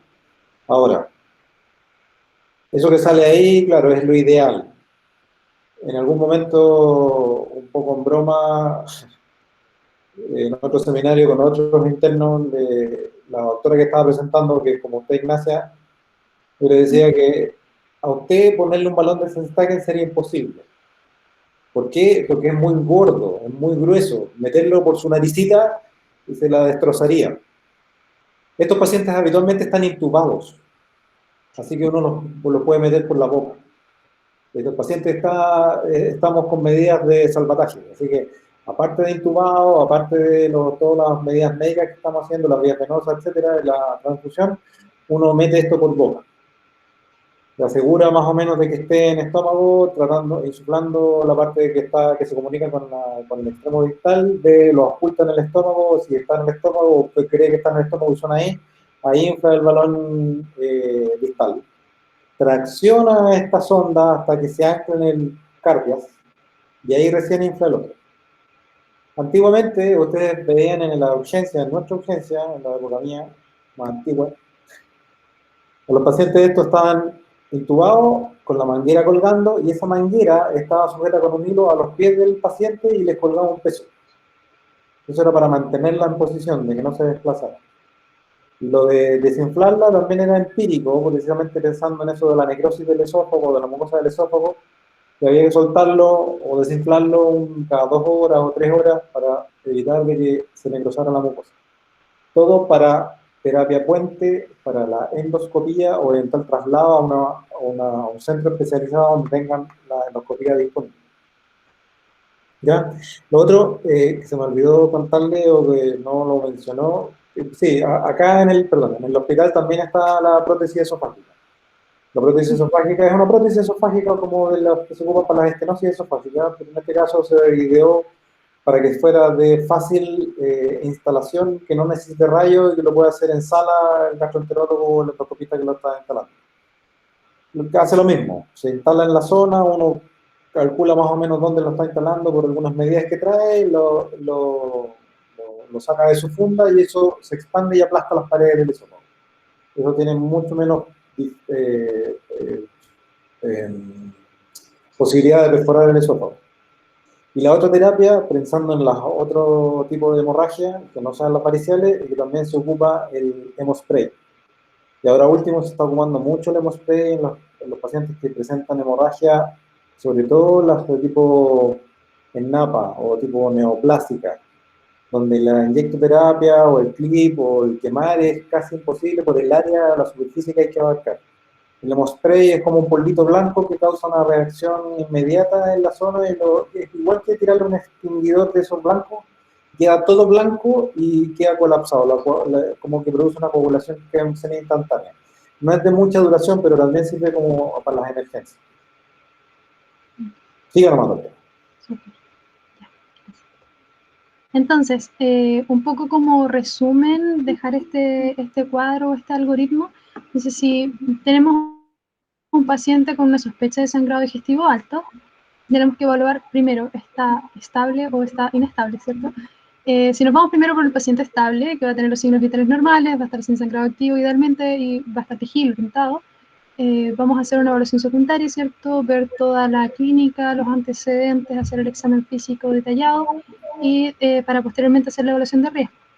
Si sospecháramos o si tuviésemos gran riesgo de un sangrado varicial, siempre hay que hospitalizarlo, indicar tempranamente los antibióticos profilácticos, la terlipresina o el octreotide, y cuando hacemos la clasificación de riesgo con el Glasgow-Blatchford o el Rockall, si tuviésemos un paciente de bajo riesgo, o sea, por ejemplo, con un Glasgow de 0, tendríamos la opción de realizar un estudio no urgente, realizar un estudio ambulatorio hasta en 48 horas con la endoscopía, y si el paciente es de riesgo, o sea, tiene un Glasgow de 1 o más, hay que dejarlo hospitalizado y el manejo endoscópico entonces tiene que ser precoz, idealmente dentro de las primeras 24 horas.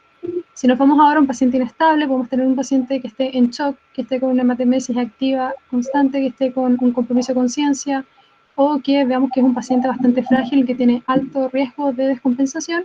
En este caso tenemos que hacer toda la reanimación inicial, la monitorización del paciente, las vías venosas, polinizar, ¿cierto? Con cristaloides de manera cautelosa a la espera de la llegada de los hemoderivados, administrar los inhibidores de la bomba de protones, ver si hay que revertir alguna anticoagulación y esto realizando siempre una reevaluación constante.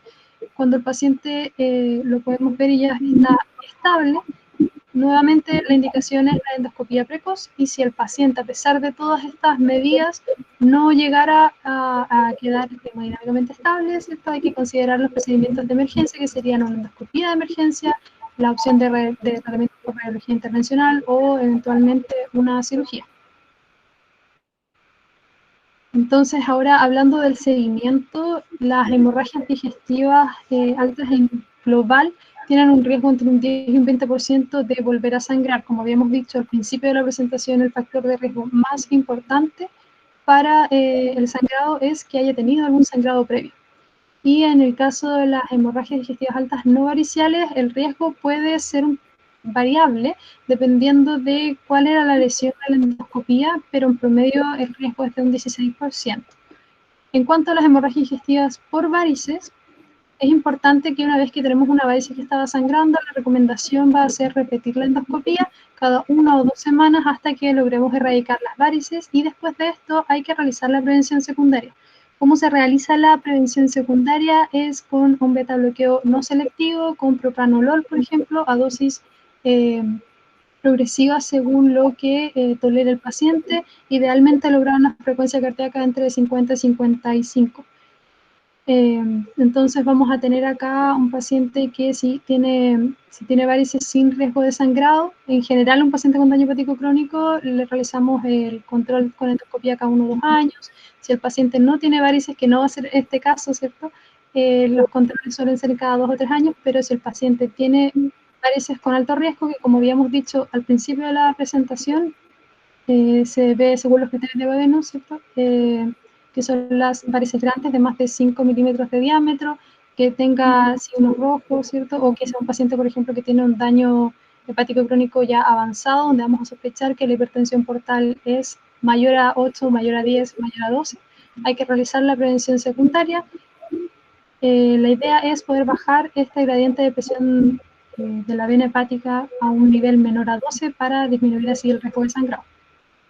Y en el seguimiento de la hemorragia digestiva alta de origen no varicial, principalmente de la úlcera péptica, ¿cierto?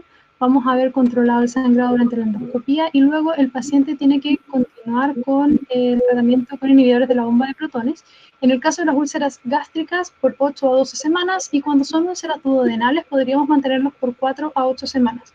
Lo otro importante es realizar la erradicación del Helicobacter pylori cuando sea necesario. Y recordemos que en el caso de que haya habido una úlcera gástrica, ahí se va a requerir un control endoscópico 8 semanas después del tratamiento.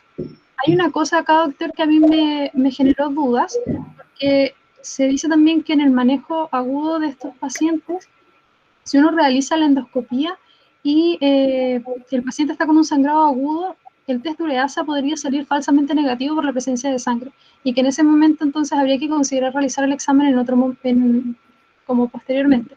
Pero no me quedó claro tampoco cuándo sería eso, lo busqué, no lo encontré, o si tal vez se asumía que el paciente tendría Helicobacter positivo, porque cerca del 80% de los pacientes con úlcera péptica o con úlcera gástrica pueden tener Helicobacter. Eso también es bien subjetivo en relación a ver, pacientes que le hemos hecho, que han llegado por una hemorragia digestiva, que han tenido una úlcera, que se le ha hecho tratamiento endoscópico de la úlcera o de lo que sea, habitualmente uno no toma un test de ureasa en ese momento, precisamente porque no quiere agregarle ninguna noxa a ese estómago o esófago, o en el esófago no se toma antiureasa, pero no agregarle ninguna posible brecha en la mucosa que sangre de nuevo. Sobre todo si que ha sangrado mucho o que tenga los factores de coagulación alterados, no es de lo más lógico hacerlo. Entonces, habitualmente esos pacientes, algunos se van con control antes de. A la semana de estar hospitalizado, uno le hace un control para ver que la lesión esté tipo por estrés o algo parecido, y ahí eventualmente uno le podría tomar el test de ureasa y asegurarse. O eventualmente citarlo después. No tiene ninguna apuro el hacer el tratamiento del Helicobacter. Uno lo puede hacer 4 semanas después al control o lo que sea, hacer una endoscopía de control, ver y tomarle el examen una vez que se ha recuperado bien el paciente, y ahí hacerle la terapia. Pero sí, no está normado, entre comillas, es como al ojo de uno, entre comillas. ¿Ya? Perfecto. Otra cosa que se me había olvidado decir es que la endoscopía como de control inmediato o como segunda mirada no está indicada de rutina, y estaría indicada según las recomendaciones solamente en el caso en el que hay alguna duda de que el tratamiento indicado para frenar el sangrado haya sido efectivo, pero no es como rutina al día siguiente, por ejemplo, como uno podría pensar que se quiere hacer como una endoscopía de control muy seguido, sino se puede realizar, por ejemplo, también una semana después, como había dicho el doctor ahora. Es una decisión un poco clínica, es del ojo clínico del que está viendo al paciente. Si el paciente sigue medio inestable, medio raro después de la terapia endoscópica, tal vez sería bueno hacerle una mirada a las 24-48 horas y ver cómo sigue. Claro, Pero sospechando si como sigue, un si sangrado. después de la primera terapia se estabiliza y se, entre comillas, se ve como que está todo bien, puede seguir presentando eventualmente melena. Eso también es un problema de repente en las unidades de intermedio, porque el paciente sigue eliminando melena. Sí, pues, sigue eliminando melena porque es lo que sangró en su momento. No es instantáneo, lo que sangra en el estómago no llega instantáneamente al colon y se presenta como melena en las primeras 12 o 24 horas, a veces hasta 48 horas sigue botando melena, y no es que esté sangrando todavía, sino que es el residuo de lo que sangró en su momento. Pero también hay que estar ojo con eso, porque de repente de los intermedios le piden, oh, dice el doctor, sigue con melena, ya. Y si está con taquicardia, está hipotenso, no, está bien. Entonces hay que moderarse un poco, ver cómo clínicamente cómo está el paciente y eventualmente decidir explorarlo para darle un poco de pausa más de 48 horas después, y si está mejorando bien, no presenta más melena, nada, y el paciente sigue hospitalizado, a la semana. Sigamos. Entonces, ahora bueno, no sé si tienen alguna duda, ahora la idea sería hacer un pequeño caso clínico para integrar un poco toda la información que acabamos de ver. No sé si alguien tiene una duda primero. ¿Vamos al caso clínico? Caso clínico. Entonces, Sí. ¿sí? Se presenta una mujer de 58 años en el servicio de urgencias por presentar un episodio de vómitos con sangre hace 1 hora. Refiere que manchó toda la taza del baño. Y ingresa con los siguientes signos vitales. Lo ve con una presión de 110,58, frecuencia cardíaca de 105, frecuencia respiratoria de 20, una temperatura de 36,8, y el examen físico, la paciente está intranquila, sudorosa, cooperadora, orientada en tiempo-espacio, con mucosas pálidas y secas, dentada parcialmente, cardiopulmonar normal, y el abdomen es globoso, ruidos hidroaéreos positivos, blando, depresible, dolorosa la palpación epigástrica con hígado no palpable. Dentro de los antecedentes, se logra rescatar que tiene hipertensión, dislipidemia y resistencia a la insulina. Dentro de los antecedentes quirúrgicos tuvo una osteosíntesis en radio derecho el 2005. Y fármacos, toma losartán, hidrocloroticida, atorvastatina, y dentro de los hábitos consume unas 4 cervezas los fines de semana y tiene un tabaquismo activo con una IPA de 10. Entonces, con esos datos, ¿qué debemos hacer primero? ¿Qué opinarían que es la primera, cuál es la primera medida que harían? ¿O cómo lo manejarían?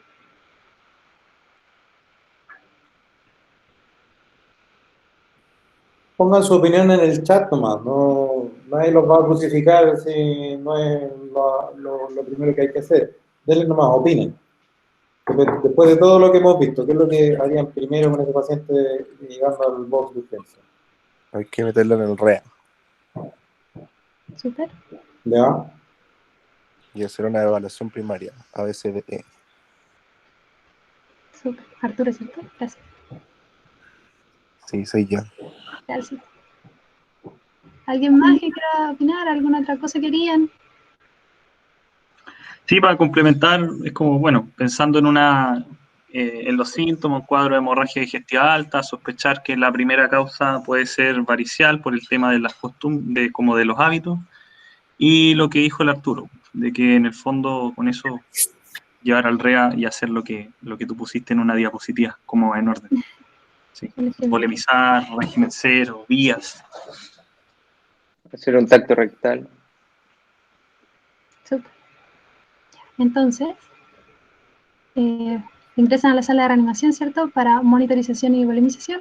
Se toman los siguientes exámenes: una hemoglobina de 9,8, hematocrito 30, plaquetas de 450, las pruebas de coagulación están normales, tienen el siguiente perfil hepático, función renal es esa, los electrolitos, está sospechando una hemorragia varicial tal vez, y se administra entonces Ringer, 1 litro, se le administra Ternea que había en ese hospital y se fracciona a la espera de los hemoderivados.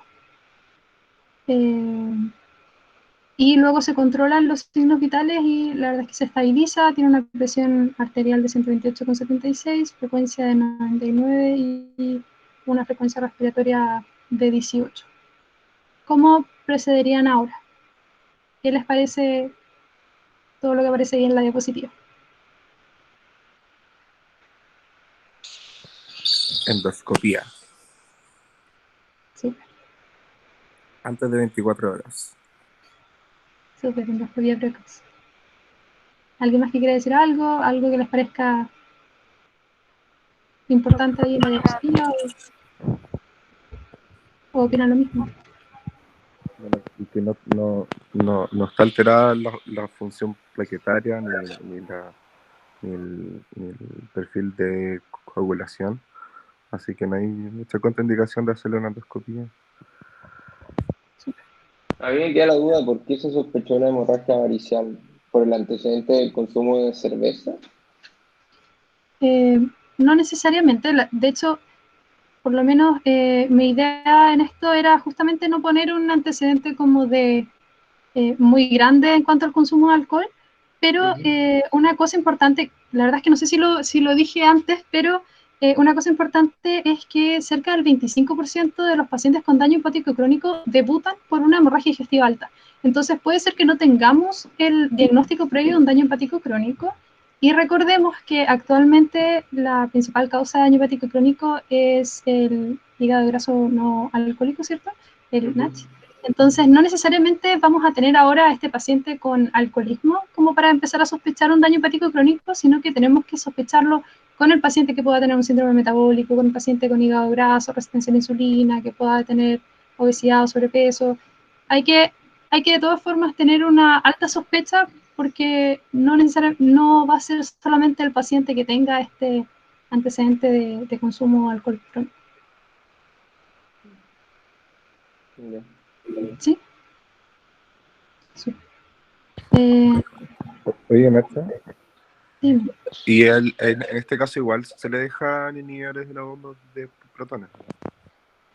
La verdad es que estaba visto como para todos, pero la indicación principal es para la no varicial. Cuando uno ve como el manejo específico de la hemorragia digestiva alta varicial, se habla de los vasoconstrictores plácnicos, el antibiótico profiláctico. Pero, Ahora, y aparecía que también se beneficiaba. claro, no es como no es un pecado No. darlo.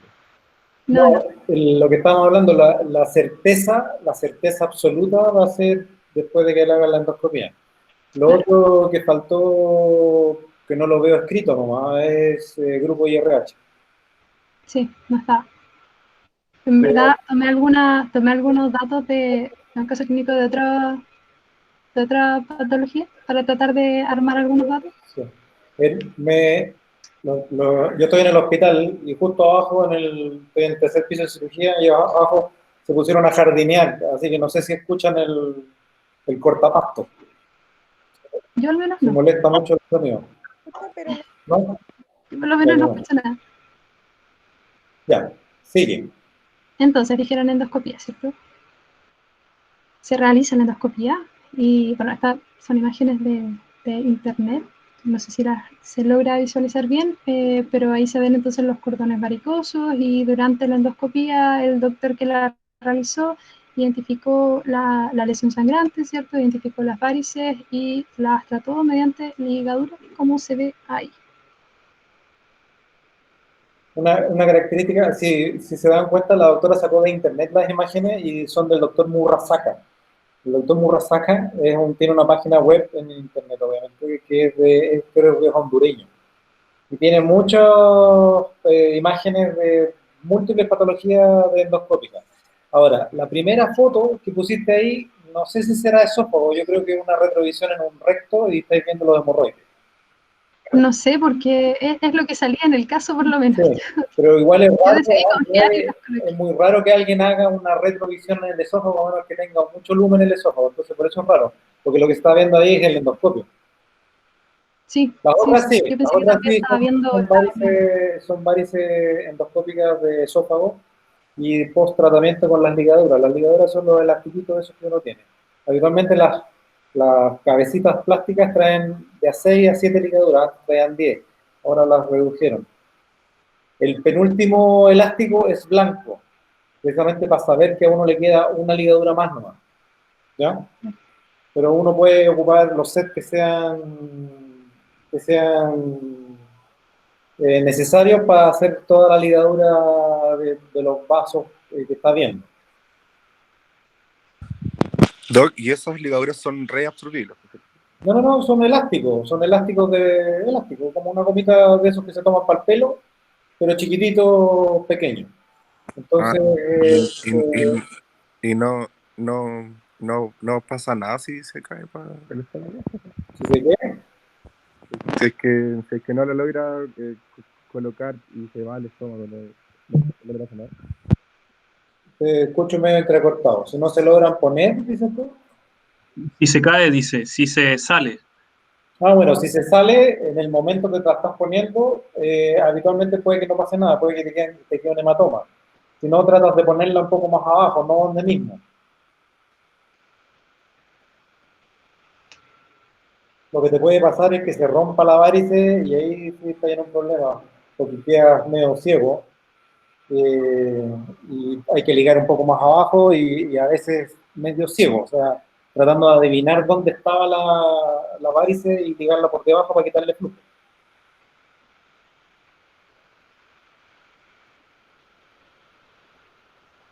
Después, doctora, ¿tú muestras más fotos de alguna otra cosa o no? No, la verdad es que estas son las que tengo. Porque de hecho a mí también me parecieron raras y yo la puse porque es el mismo código, era el mismo paciente, por eso dije, bueno, No, tendré que... tranquila, Pero no tenía muchas más. Si no importa, si yo también te voy a tratar de mostrar un video después, que no sé si se va a poder ver, pero ahí vamos a tratar. Ojalá.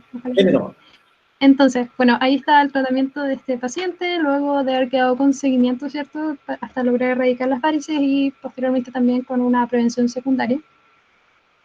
Entonces, a modo de resumen, esta patología tiene una gran variabilidad clínica. Podemos tener en paciente incluso asintomático, el paciente ambulatorio con síntomas leves, que refiere un episodio de melena, por ejemplo, o el paciente que ya abarcamos con mayor profundidad acá, el paciente que llega a un servicio de urgencias con un cuadro activo, que tenemos que realizar todo el manejo.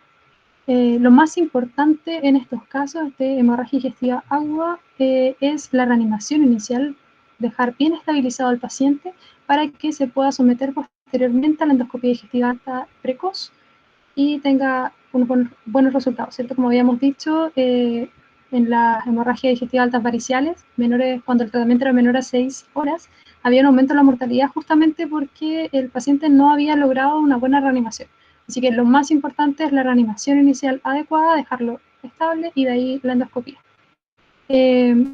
Siempre tratar de, en paralelo a la evaluación inicial y a la estabilización del paciente, ir sospechando la etiología para poder también orientar cuál va a ser el pronóstico y la gravedad de este cuadro y también orientar el manejo que vamos a realizar.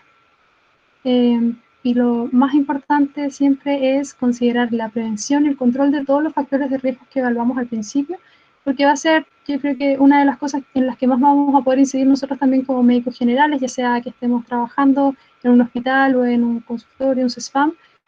Como les había dicho, los pacientes con daño hepático crónico, hasta entre el 25 y el 40% de ellos pueden presentar una hemorragia digestiva alta. Es una de las complicaciones más graves con mayor mortalidad y un buen manejo de esta hipertensión portal. Si logramos disminuirla a un valor menor a 12, el riesgo de sangrado de las varices esofágicas puede llegar a ser incluso casi nulo. Así que es muy importante tener un buen control de los factores de riesgo y realizar una prevención oportuna. Esa es la bibliografía. De hecho, ahí abajo está lo que decía el doctor, la página del doctor Murray, donde hay un montón de imágenes como de tratamientos endoscópicos. Y bueno, esa sería mi presentación. Muchas gracias por su atención. No sé si tienen alguna duda o si el doctor quiere comentar algo. Yo tengo una duda, es cortita. Si es que estoy en una isla en el sur, mi prioridad número 1 es la estabilización. Nada más. No voy a tener ningún endoscopio ni nada, entonces Le estabilizo el mando, pero si no lo puedo estabilizar, ¿qué hago? Ojalá tengas un tubo de Beckerman. Claro, si estás pensando que está con una hemorragia por varices, ojalá casi todos tienen el balón de Sextaken. Se lo instalas y trasladas al paciente volemizándolo lo mejor que puede, ¿no?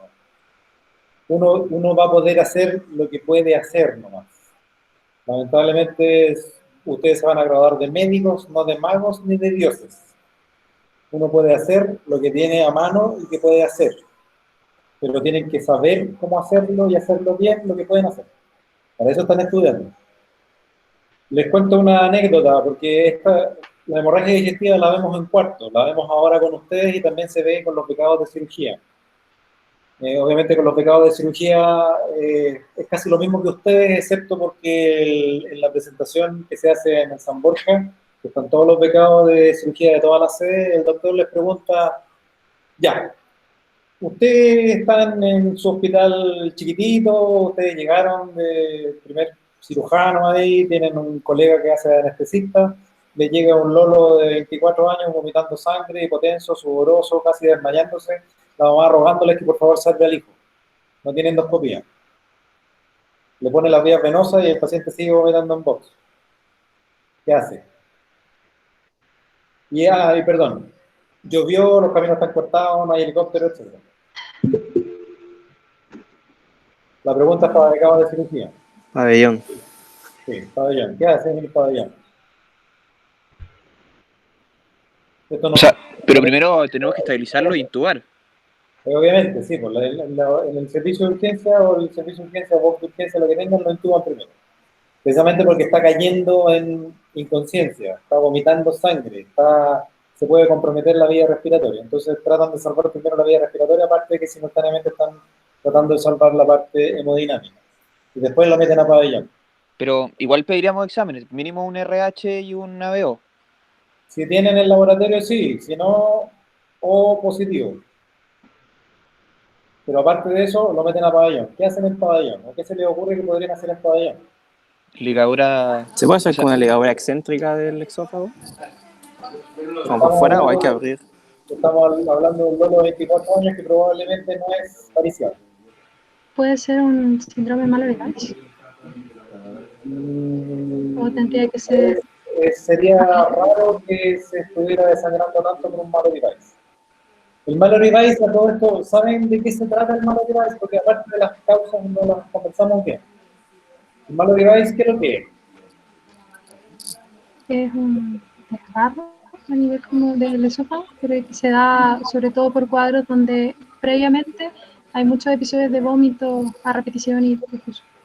Es lo que les puede pasar a los que están enclaustrados 4 meses y les gusta empezar a perder la noción de la realidad con alcohol. O antes los que iban a carrete y tomaban mucho alcohol y terminaban vomitando como sapos, empiezan a vomitar y hacen tanta fuerza para vomitar que se desgarra la mucosa del esófago. Como se desgarra la mucosa del esófago, obviamente sangra. Y ese sangramiento habitualmente, la historia es así. Primero vomitaron contenido alimentario, líquido, lo que tuvieran adentro del estómago, y después el tercero, cuarto, quinto, sexto vómito, empiezan a botar sangre. Eso es una historia típica de un Mallory-Weiss. Habitualmente son autolimitados, porque el paciente no es que tenga una lesión que vaya a producir sangrado, me refiero a una lesión crónica o una úlcera, sino que es un desgarro que habitualmente con la pura coagulación del paciente se va a recuperar. Uno va a hacer la endoscopía y ve el desgarro, pero el desgarro habitualmente está tranquilo. No, pero en el caso que estábamos planteando es un paciente que sigue con hematemesis intensa. Ya, lo llevan a pabellón. ¿Qué hacen ahí en pabellón? ¿Puede tener una úlcera gástrica perforada? No necesariamente perforada, no está manifestó que tuviera mucho dolor tampoco tiene el abdomen en tabla. Claro, que sería un abdomen agudo en ese sentido. Y no es el caso de abdomen agudo. No es un caso de abdomen agudo. Doctor dijo que no tenía endoscopia disponible. No. ¿No? Ya, no. Entonces, ¿tengo algún otro método para orientarme dónde puede ser el nivel del sangrado? No, solamente que tiene 24 años y está sangrando intensamente. Pero podría ser un diagnóstico diferencial como de que no es de origen digestivo también.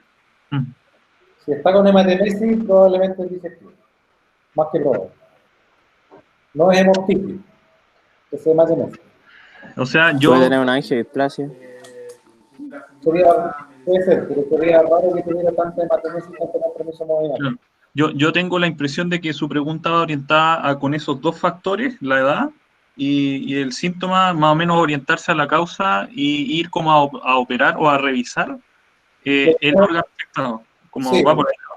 claro, lo que pasa es que a veces, no ustedes todavía, pero sí los becados de cirugía o los cirujanos que se van como a regiones, se pueden ver enfrentados a ese tipo de casos, donde no tienen ninguna otra cosa más que la antigua maniobra de meterse a pabellón con el paciente, para tratar de salvarlo. La mamá está afuera, arrodillada a sus piernas, suplicándoles, por favor, salven a mi hijo. Y el hijo está en el box vomitando sangre y está comprometido de conciencia, ya está muy hipotenso, etcétera, etcétera. La única opción es tratar de hacer algo. Y el tratar de hacer algo, en este caso para el pobre cirujano que le tocó, es meterse a pabellón. ¿Qué le harían a él? Me ocurre que la opción es instalar el balón y tratar de estabilizarlo, pero no sé qué más se podría hacer porque no sé si existe la resección de esófago, porque es como matar a la persona que quede sin esófago. No, piense que va a tratar de solucionar un problema, no crear uno mayor. Claro, Para empezar, estamos con un paciente de 24 años. El balón no le sirve de nada porque probablemente no le esófago. Sí, yo no sé si es muy arriesgado lo que voy a decir, pero lo voy a plantear como una hipótesis, que en el fondo podría ser que el sangrado ya, estamos pensando que quizás o es en el estómago por una úlcera o en el esófago, quizás el duodeno, pero no me voy a ir más allá.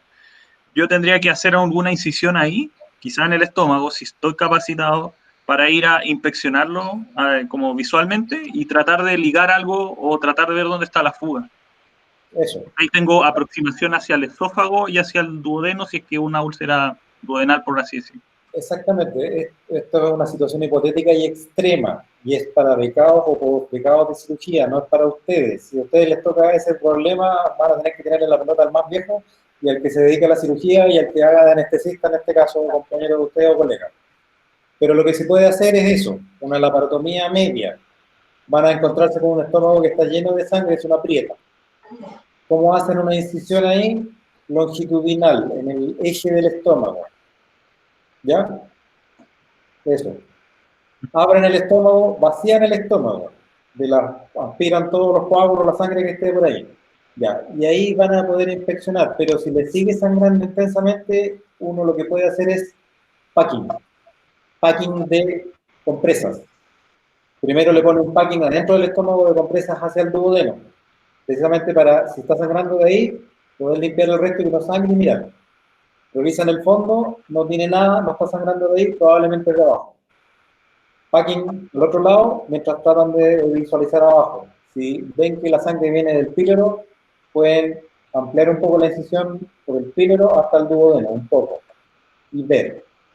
Si logran localizar dónde está la lesión, que habitualmente puede ser una úlcera, unos puntos transfixiantes de toda la pared, varios, ligar, cerrar, hacer la gastrotomía, incluso ni siquiera eso, con eso van a estabilizar al paciente, va a dejar de sangrar.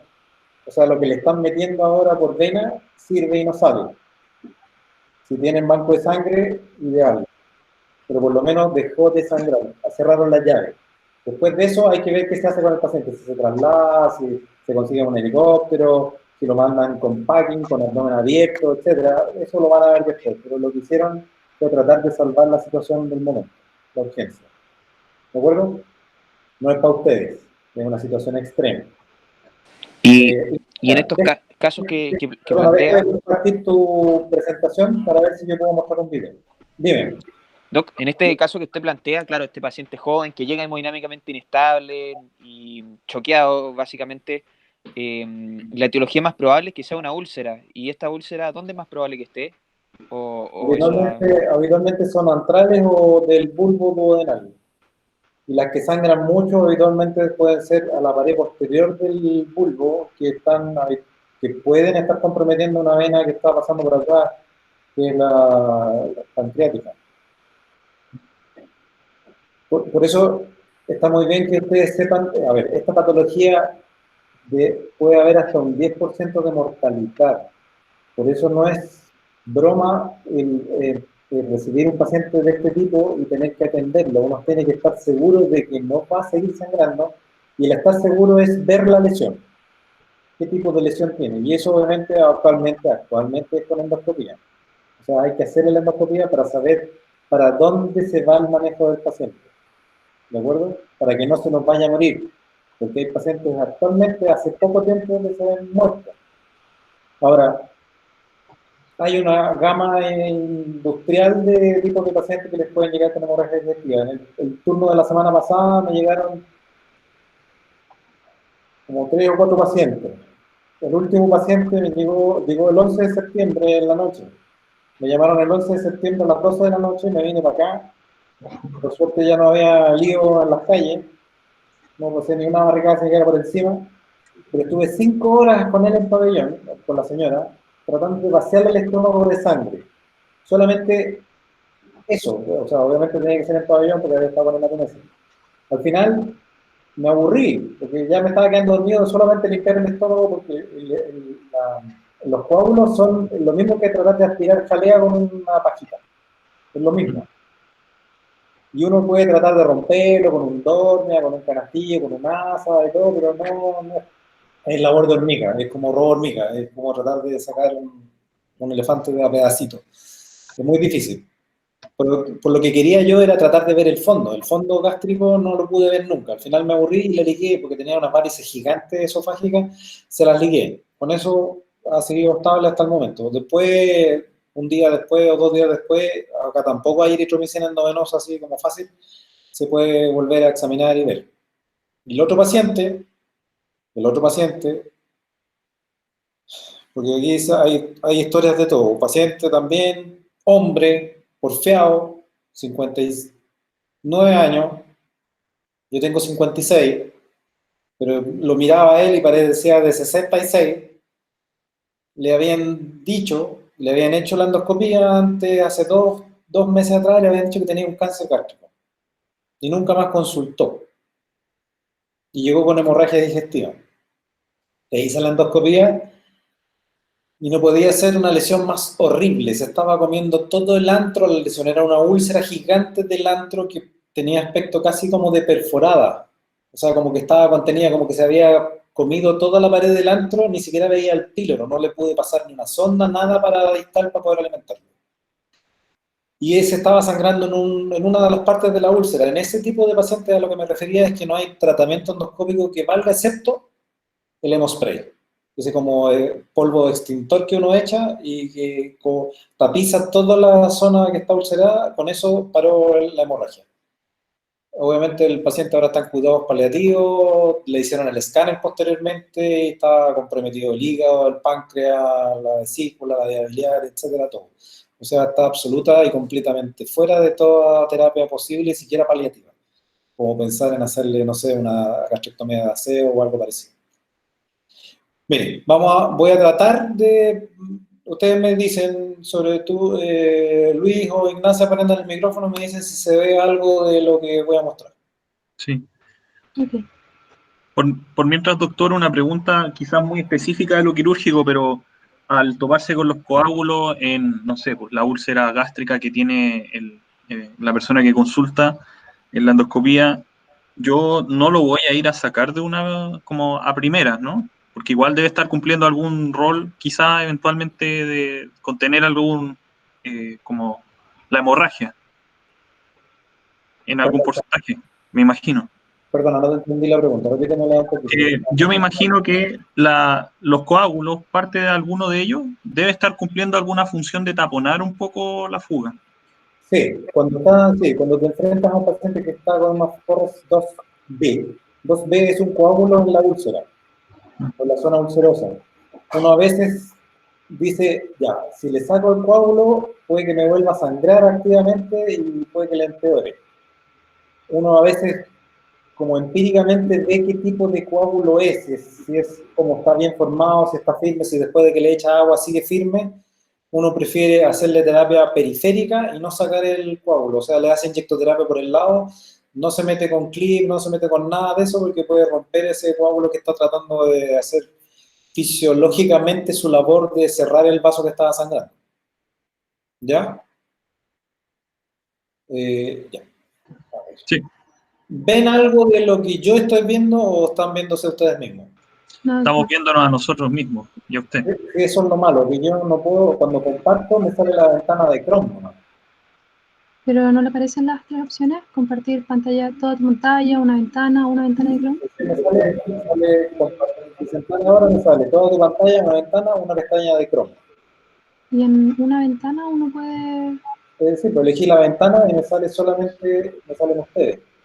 Entonces no puedo seleccionar lo que quiero mostrar. Pruebe con la pantalla completa. Sí, eso mismo. Pantalla completa creo que es el que funciona. Como presentar toda tu pantalla. Sí, también lo puse y tampoco me resultó. Déjame ver. Vamos a ver. Profe, ¿es un video de internet, una página? Porque si es por eso... Es un video que tengo en el escritorio. Ah. A ver. Que es raro, debería poder hacerlo. Sí, pues, pero no puedo. No, sí. Me salen ustedes, me sale ventana sobre ventana del Chrome y no tengo cómo cambiar esa ventana. ¿Tiene abierto el video, cierto? Tengo lo abierto el video en VLC. Eso es lo raro. Bueno, no importa. Si la cuestión es que era como para que vieran un poquito más de imágenes en vivo de cómo se hacen las ligaduras y otro tipo de pacientes. El Forest 1A de verdad es un jet. Uno de los videos era de eso. Es un paciente que hice hace mucho tiempo, que estaba sangrando hace mucho rato y lo tuve que meter a pabellón. Les voy a relatar el video un poco. Estaba con sangre en el estómago, la sangre estaba, uno notaba que tenía un glóbulo rojo por medio de la sangre, porque ya estaba, no formaba ni coágulo ni era rojo intenso. Después les voy a contar por qué. Después de limpiar el estómago mucho rato, mirar el estómago por todas partes, no tenía clara visión de por qué estaba sangrando. Me devolví al esófago y en el esófago tenía varices, pero ninguna de esas varices tenía pinta de ser la culpable. Hasta que me metí de nuevo mirando el fondo y de repente veo que tengo un jet por el lado mío. Entonces le hago retrovisión a ese paciente y le encuentro que tiene una varice gástrica de fondo perforada y sangrando tipo jet. O sea, era un geyser absoluto.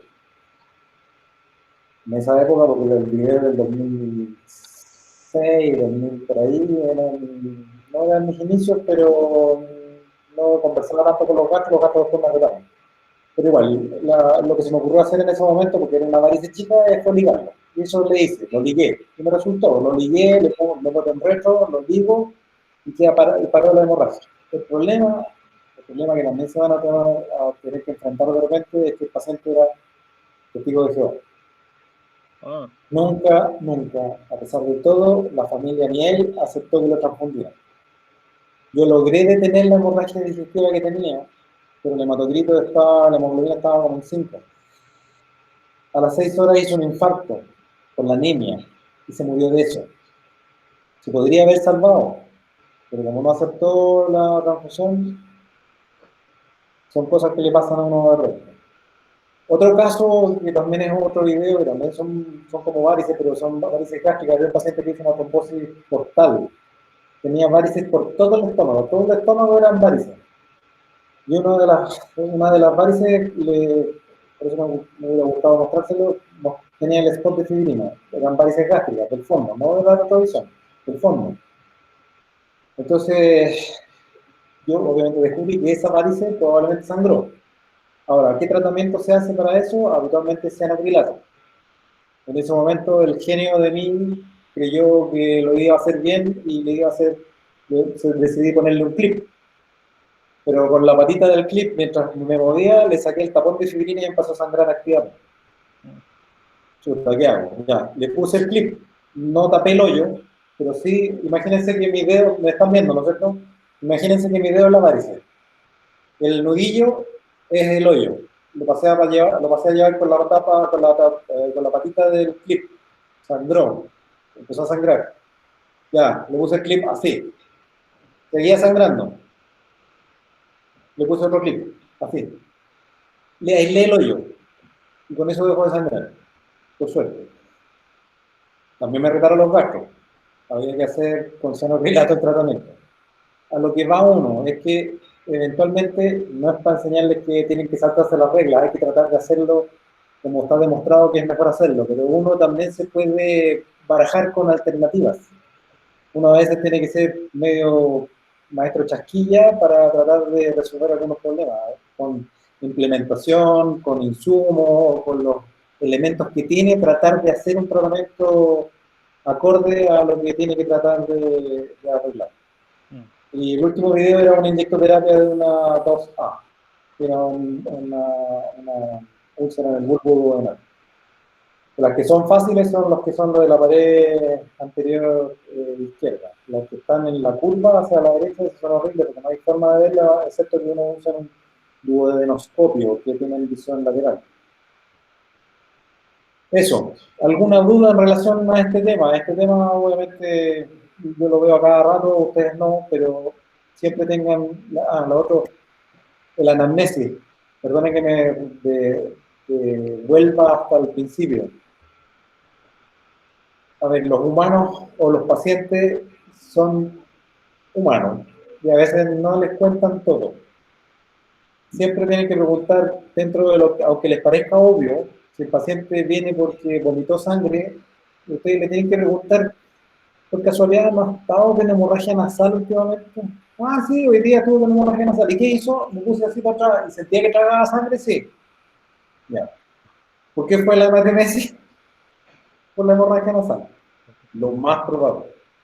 Son tonteras, pero ustedes son los detectives. Uno como médico es detective, tiene que reunir pruebas y evidencias y según eso tomar una decisión de para dónde va la patología del paciente. Entonces uno tiene que estar siempre ojo al charqui de todo lo que está pasando, de los medicamentos que está tomando. Si está con tratamiento, le pusieron un stent. ¿Cuándo le pusieron un stent de la coronaria? El año pasado. ¿Qué es lo más probable que tenga? Que esté tomando antiagregantes plaquetarios. Eso puede estar influyendo en que una úlcera chica puede estar produciéndole una hemorragia digestiva un poco más. Ese tipo de cosas. ¿Alguna duda o pregunta, chiquillos? Ignacia, lo hiciste súper bien. Está muy bien tu presentación. Gracias. De los 37 que están presentes y mudos, ¿alguna duda o comentario? Creo que quedó súper claro, pero pensando, por ejemplo, en el otro año, cuando uno está de médico general, en un SAPU, por ejemplo, uno en un SAPU hasta dónde uno puede llegar, porque uno llega más o menos hasta que uno estabiliza al paciente y lo deriva, más o menos. Habitualmente los SAPU, estamos pensando en los SAPU de región metropolitana. Sí, pues lo que más puedes hacer eventualmente es tratar de elucubrar de cuál podría ser el origen de la hemorragia.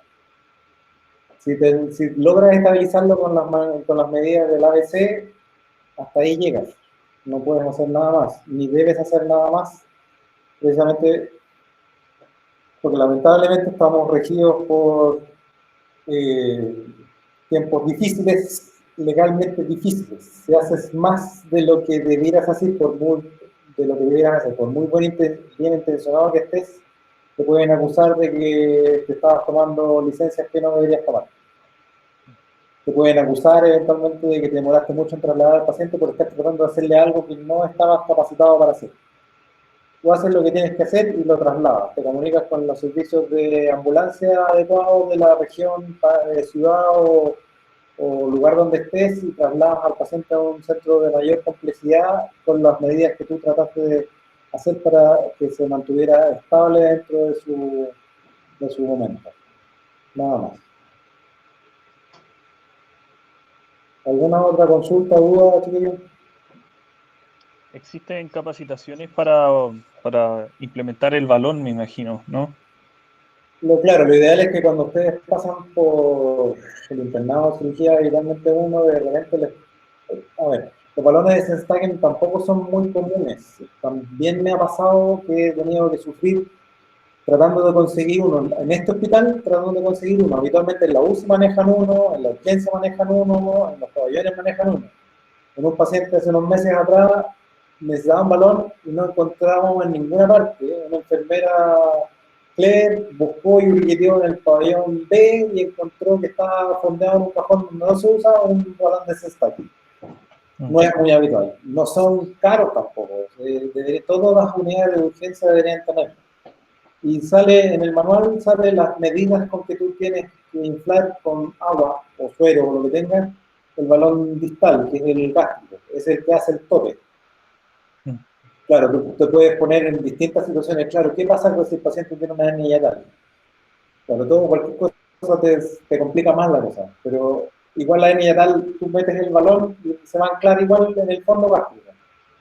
Y igual la parte del que se infla del esófago va a quedar en el esófago, igual sirve. Claro, como para no equivocarse con la tráquea, en el fondo. O sea, bueno, yo sé que probablemente se alterar quizás la frecuencia respiratoria o algo de eso, pero va a haber Entonces, dos. al paciente que vas a instalar un balón de Sestagem, lo más probable es que lo tengas intubado. Y si lo tienes intubado, el CAF del tubo endotraqueal te va a impedir de que le metas algo por el paralelo al tubo. No ya, sí, entiendo. Pero es más difícil. Se ha hecho. Las enfermeras han puesto sondas de alimentación en la tráquea y a pesar del paciente intubado y se ha alimentado al paciente, se ha alimentado a pulmón libre, digamos, pero ha pasado de todo. Pero en general es más difícil, sobre todo esta sonda que es muy gorda. Si no te avanza, es que no estás entrando al esófago. Si te avanza, es que estás en el esófago. ¿De acuerdo? Claro. Sí, yo creo que eso se une un poco con el paciente que está en una isla, en Chonchi, o esas islas. No, porque no es descabellado pensar que ahí, dadas las tasas quizás de consumo de alcohol, no lo sé, estoy hipotetizando, sí haya que hacer algún tipo de maniobra como de ese estilo, no lo sé. O de hígado graso no alcohólico. Claro, sí. Probablemente. Sí, pero ahí tienes que tomar la decisión clínica de ese momento. Si no tienes cómo trasladarlo y estás pensando que puede ser una hemorragia varicial, tampoco estás pecando por usar un balón de Sestagem, aunque no sea varicial. Puede ser varicial no de esófago, puede ser varicial de fondo. Igual también te sirve el balón de gástrico bien inflado, porque te sirve para buscar justamente el fondo del cardíaco, donde habitualmente están las varices gástricas. Entonces, para estabilizar a un paciente ante una urgencia vital, no estás pecando usando el balón de más. Sí, pero estarías pecando usándolo de menos. ¿Ya? Ya, chiquillos, ¿cuánto rato llevamos? 1 hora, 2 horas. Ya, ¿están agotados? ¿Están escarados? No. Bien. ¿Hay alguna otra duda? ¿Alguien en el escarado total? Tomás. Tiene que ponerse los jeans en la silla. Ya, o menearse. Usar un cachete primero y un cachete después. Ya. Ya. ¿Cómo estamos? ¿Estamos bien entonces? ¿Alguna duda o consulta?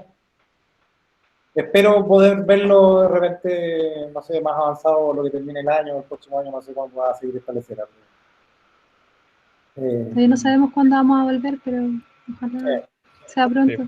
Ojalá pronto. Pacientes no faltan. Lo que pasa, lo malo es que muy probablemente, así como le está pasando en Europa, que están más adelantados que nosotros, va a haber otra ola y ahí estamos fritos. Otra vez el hospital se va a convertir en COVID. Y lo malo es que ahora los intermedios se están llenando pacientes no COVID que estaban retrasados de otra cosa.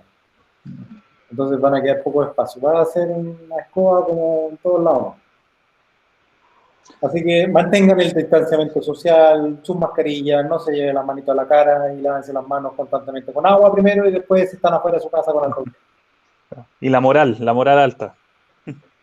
Sí, es la moral alta. Acá la moral no cae. Los pobres, o sea, yo soy cirujano, hago cosas, hice turnos de reemplazo en el paciente no COVID en el intermedio quirúrgico en junio o julio. A mí no era tanto problema, pero los colegas, los de intermedio, los de crítico, eso yo me saco el sombrero 3 veces con ellos, realmente. La han visto negra. Incluso un colega, deja de grabar, Ignacio. Déjate. Sí. Deme un